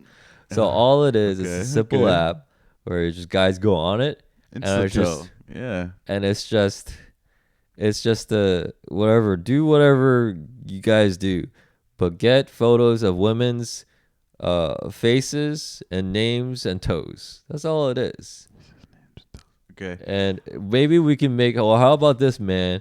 How about we make a dating app and it's just women's faces, names, and toes? There, you actually do have something there. And look, even though this is a joke, I'm actually legitimately considering everything I you tried said. really hard to come up with a bad app idea. The thing It is- came out with really The actually thing is legitimate. that you're a brilliant dude, man, and so you're gonna come out with good ideas. But also though, like I'm good at finding ways to make stupid ideas work. And like I can see how to monetize both of those. Like the second one is way better to monetize though. And like they were legit, like they're actually both monetizable, but the first one Apple would reject, and the second one you can get away with. Yeah. But see, here's okay. I was actually trying to sound dumb, but my idea was too good. Let me actually Try to actually do a good one. Yeah. Let me try to do a really good one. Right off the Okay, dome. let me. I'm gonna. This might be a home run, but this is gonna be a double at All least. right. Let's make a new Facebook. Okay. Whoa. I actually have opinions on that, but okay. Well, you want me to spitball, or you? No, I want this. Be part of the character. Be part of the bit. Oh, okay, Andrew, make me a new Facebook. But I want to go ridiculous though. You want to go ridiculous? Yeah, because I actually do have real opinions about making a better social network. No, I just want Facebook. You want like not Instagram, not like. I want just exactly like Facebook, but a new one. Okay. All right. Well, I mean, so Facebook for X or you No, mean, just Facebook for everyone. But it's 2.0. Yeah, just new one. That's actually, dude. See the slight frustrations that's going on your face now. Because I'm exactly actually what trying to make that. Not even joking. God damn it! Fuck you, technology. Not really. Just Lola. like maybe I'm kind of heading in that direction, man. I don't know what I'm making, but I'm making something in that direction. So obviously too well versed in even hypothetical app ideas. No, you got to give me some. I can actually make a real business model. But wait, around something ridiculous. I was gonna say, but what? Why are you saying this? Because I want to show you the the similar way of very limited, unprepared, lazy thinking. You need to try harder to have a dumb idea. Go now. But it's not just a dumb idea, but it's almost the approach. The dumb approach, the dumb execution. Yeah, it doesn't have to even be a dumb idea, right? Yeah, it could be a great idea. Oh, okay, yeah. It's just what I was trying to do with Facebook. But that's why you went for the great. Nah, go back. What was the first idea? It was Toes. Dude, go for that. So give me because the way I would monetize that, because it's not a bad idea. So let me make that as dumb approach as possible. Okay. Dumb execution. All right. It's just women's toes. Just photos of women's toes. And you just scroll through and you just see toes. That's all it is. No, you don't see the names, like whose Nothing. toes it is. Why? Just straight toes. Okay. Nothing. Just toes. That's all men want. So Men want toes. Just show them the toes. Just show them. So this is what you hear. Show some This feet. is what you're dealing with. That men want toes. Just toes. I mean, there's nothing to say to that. Just toes, You're right, man. Men want toes. Some of them. But you would as a coder, you'd be like, Oh, okay. So, but what's your app's name? What's your app's branding strategy? What's your? You get into some biz dev stuff as well. You go, okay, something related to toes. how is this? I don't know. I just like. Are you toes. just saying? You would say like, I'm filling your part. Are you saying this is just Google Images but just toes? You literally go into Google Images and put in toes. That's what you. Yeah, you get it now. And the client would be like, that's exactly what I want. The client would be like, oh, that's a thing? What's Google Images? Damn. So that's exactly the same kind of people that I come across when they're saying like, can you do my books? So let me ask you. I'm like, do you have a business? No, I want you to do my personal bookkeeping. I'm like, that's not a thing. That's exactly the roadblock. It's like, oh, you don't understand anything what I'm doing. I'm doing corporate accounting, but on a very small scale. Yeah. There's no such thing as personal bookkeeping. That's not a thing. So what would you rather have? Would you rather, let's say you're making the same amount of money in the both situations.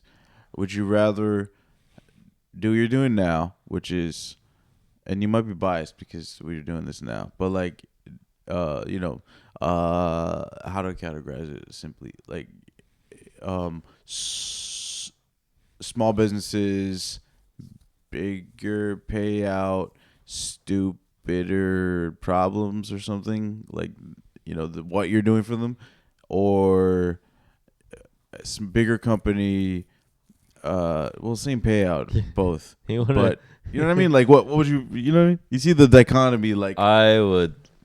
Here's one is like elegant, fancy problems, big clients, smaller impact or something, and the other one is yeah, you know what I'm saying. Yeah, I know what you're saying. I used to freelance for what I do too, so I get the dichotomy. Yeah, for sure. Let me just say this. I will kick the front teeth of all fucking fancy ass corporate people. Fucking do it. Fucking That's with my guy. dark ass. With my dark ass bump fist right there with my dark ass Timbs, because I would defend and trenches, fight bro. and scratch and yell and scream and bleed and cry for all my dumbass clients, because my dumbass clients pay me. They're dumb for a reason. They hired me for a reason, and all the good ones realize, Tommy, this is obviously your area of expertise. We're bringing you on because this is what you do. We like your style. We like you so we're gonna bring you on and help us out. But I will. But it's like this is accounting is your thing, and accounting is your thing. You could become like their therapist, their coach, their cheerleader, their fan, their friend, and because they don't talk to their tax accountant every day or every week or every month like my clients do. They don't talk to their lawyer as often as they do with me. But I'm the one who's seeing their day-to-day, week-to-week. And I'm the one to be like, oh, you let that person go? Have you spoken with your attorney? Have you spoken with the employment attorney? Because you want to make sure that client doesn't bite you in the ass, and make sure that, their non-disclosure agreements, non-compete agreements are fucking airtight, and make sure that your attorneys have access to that, because that motherfucker. You read those? No, I know. I don't need to read those. I know how these things operate, and these small companies, especially professional services or tech companies, anyone they have hired, they know how the sausage is made. So any one of these. Is that a phrase? Yeah, how the sausage is it makes sense. Like, it's like any one of these motherfuckers that they let go or fired or quit on their whatever it is, like they stepped to the whatever, the girl, the hot girl in the office next door, whatever it is. Bush Senior, he knows how this. Whatever it is, it's like you need to make sure that I'm just a lowly bookkeeper. What I'm saying is, have a fucking talk with your attorney to make sure your IP is tight, or you're gonna get fucked over. Yeah. Some of my clients listen to that. Some of my clients don't. But I feel like what is my duty? I'm not being paid to say that, but I have their ear, and I just out of my own sense of moral obligation, I feel like I have a duty to tell them that. I feel like I have a duty to tell them, don't fucking do that, or you're gonna get a call from the FBI. You know, you're gonna get that. That might be wire fraud. You know. Okay, 2 hot questions. Yeah. 1. Do you find that most of your clients are older than you or younger than you? About my age, actually, nowadays. Really? The bell curve. There's definitely extremes, but definitely the if you already can see this, the wave, the golden age of the college dropout startup is dead. There's no college dropouts. What? Dead? The golden age. Oh, the golden age, of like college dropout, Yeah, Zuckerberg, yeah. and the garage, Silicon Valley, that kind of stuff is no college dropout. No college kids is like dropping out to do apps. Right. They're either from high school, while in high school, they're learning coding, And they got lucky, or they figured something out, or they created a new coin. right. They're Either they're lucky or they're brilliant. Yeah. They're figuring things out. Like, or they're those kids.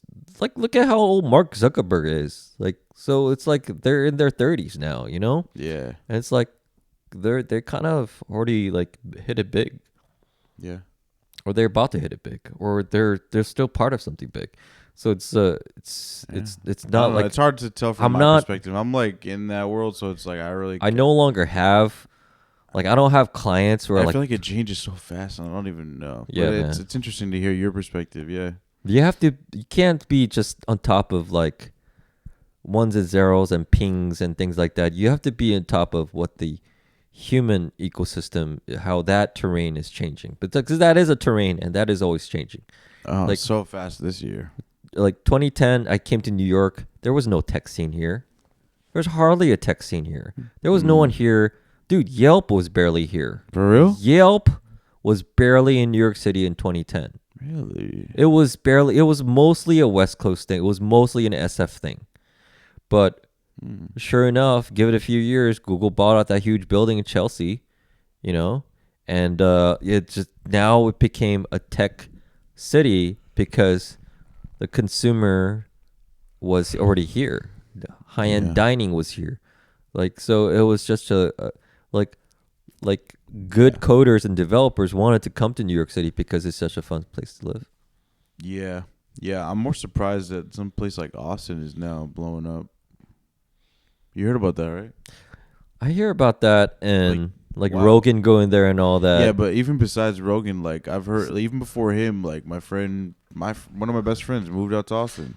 Like, what the fuck is going on there? I feel like Austin is a great city for that because Austin is the most progressive out of all the Texan cities. Is it? I didn't know that. They've had South by Southwest forever. Oh, that's true. And it is to have this, like, you know, there's like a string of cities that's like, it's quote unquote weird. Like Portland, Oregon is like, keep Portland so weird. Austin's like a Portland. Austin is like a Portland. Like a Louisiana, New Orleans, kind of like that. But it's New Orleans is kind of its own world. Another factor is like the little government. I mean, there's so many taxes and governmental like no state income tax. Yeah, and like building codes are a lot less strict over there too. So like, is it true that Austin doesn't have like zoning? I don't know about zoning specifically, but I know that there's way less building codes, and you can just basically do whatever the fuck you want. Yeah, because it's like, I don't know if it's Austin or some other American city, but the mayor or the county, whatever it is, they decided that we're gonna keep it, allow people to do whatever you want because it's a free market system. Dude, why would you build an industrial building right next to a school? That's like, it's bad for business. Like, it doesn't make sense. Like, what if your employees and your delivery guys all have problems with like driving above 25 miles per hour, you know, when you have to make deliveries because in front of a school? That doesn't make sense. And also, what do you mean? What are you saying that like that it's a free market system? What the mayor decided to do for that city was to allow individuals, free citizens, to make the best decisions in terms of real estate. Why would you build? So that means like no zoning or yes? Why would you build? Why would a real estate developer build a condo building in an industrial area? You know, it just doesn't. It's just a bad business decision. Yeah. So it's like, so what he and what the people behind that lack of that deregulation was really saying is like, no, we're not going to even bother with regulation. We're going to just let people do what they think is best. And maybe it is a thing. Maybe it is a thing where this neighborhood needs to be gentrified and it needs more condo buildings come in, you know? Or maybe it is like, oh, there's an overabundance of housing, and these housing on the fringes are getting ratchety. Let's turn them into workshops. Let's turn it into clinics. Let's turn them into retail. Whatever the free market decides.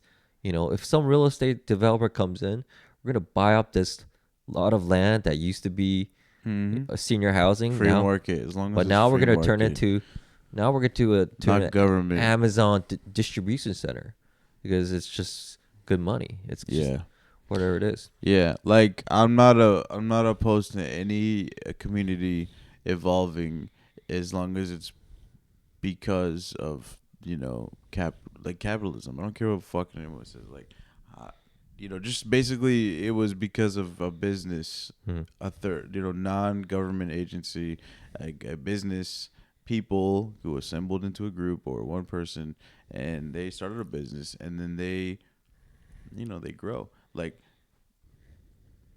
I'm 100% behind that idea. Andrew, bring us to a closure. Okay. Give us some concluding remarks. All right. Well, if you're listening now, it's true. You're in a simulation. Oh shit! And you have you have so much more power than this. Right now, you actually asked to be in this right now. We told you, and you're Thor, and you can wake up whenever you want. So it's funny. I totally just ripped that off of Duncan Trussell. That was on the Joe Rogan podcast. Yo, shout out to the Godfather himself, Joe Rogan. As an homage to him, I call this the Tommy Danger experiment. Just want a slight separation from him. And thanks to you, Andrew, for being a repeat guest. Hey, don't forget the Jimi Hendrix Experience.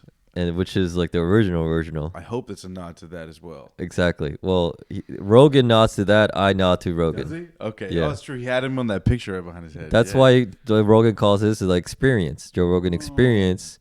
And I'm the experiment. I used to be in a band called the Silent Blues Experience. I was like, take the fucking experience off. We're just the Silent Blues. Oh, nice. Thank you, Andrew. And to everyone, don't forget to be silly, and feeling is not real. Peace. Stay cold.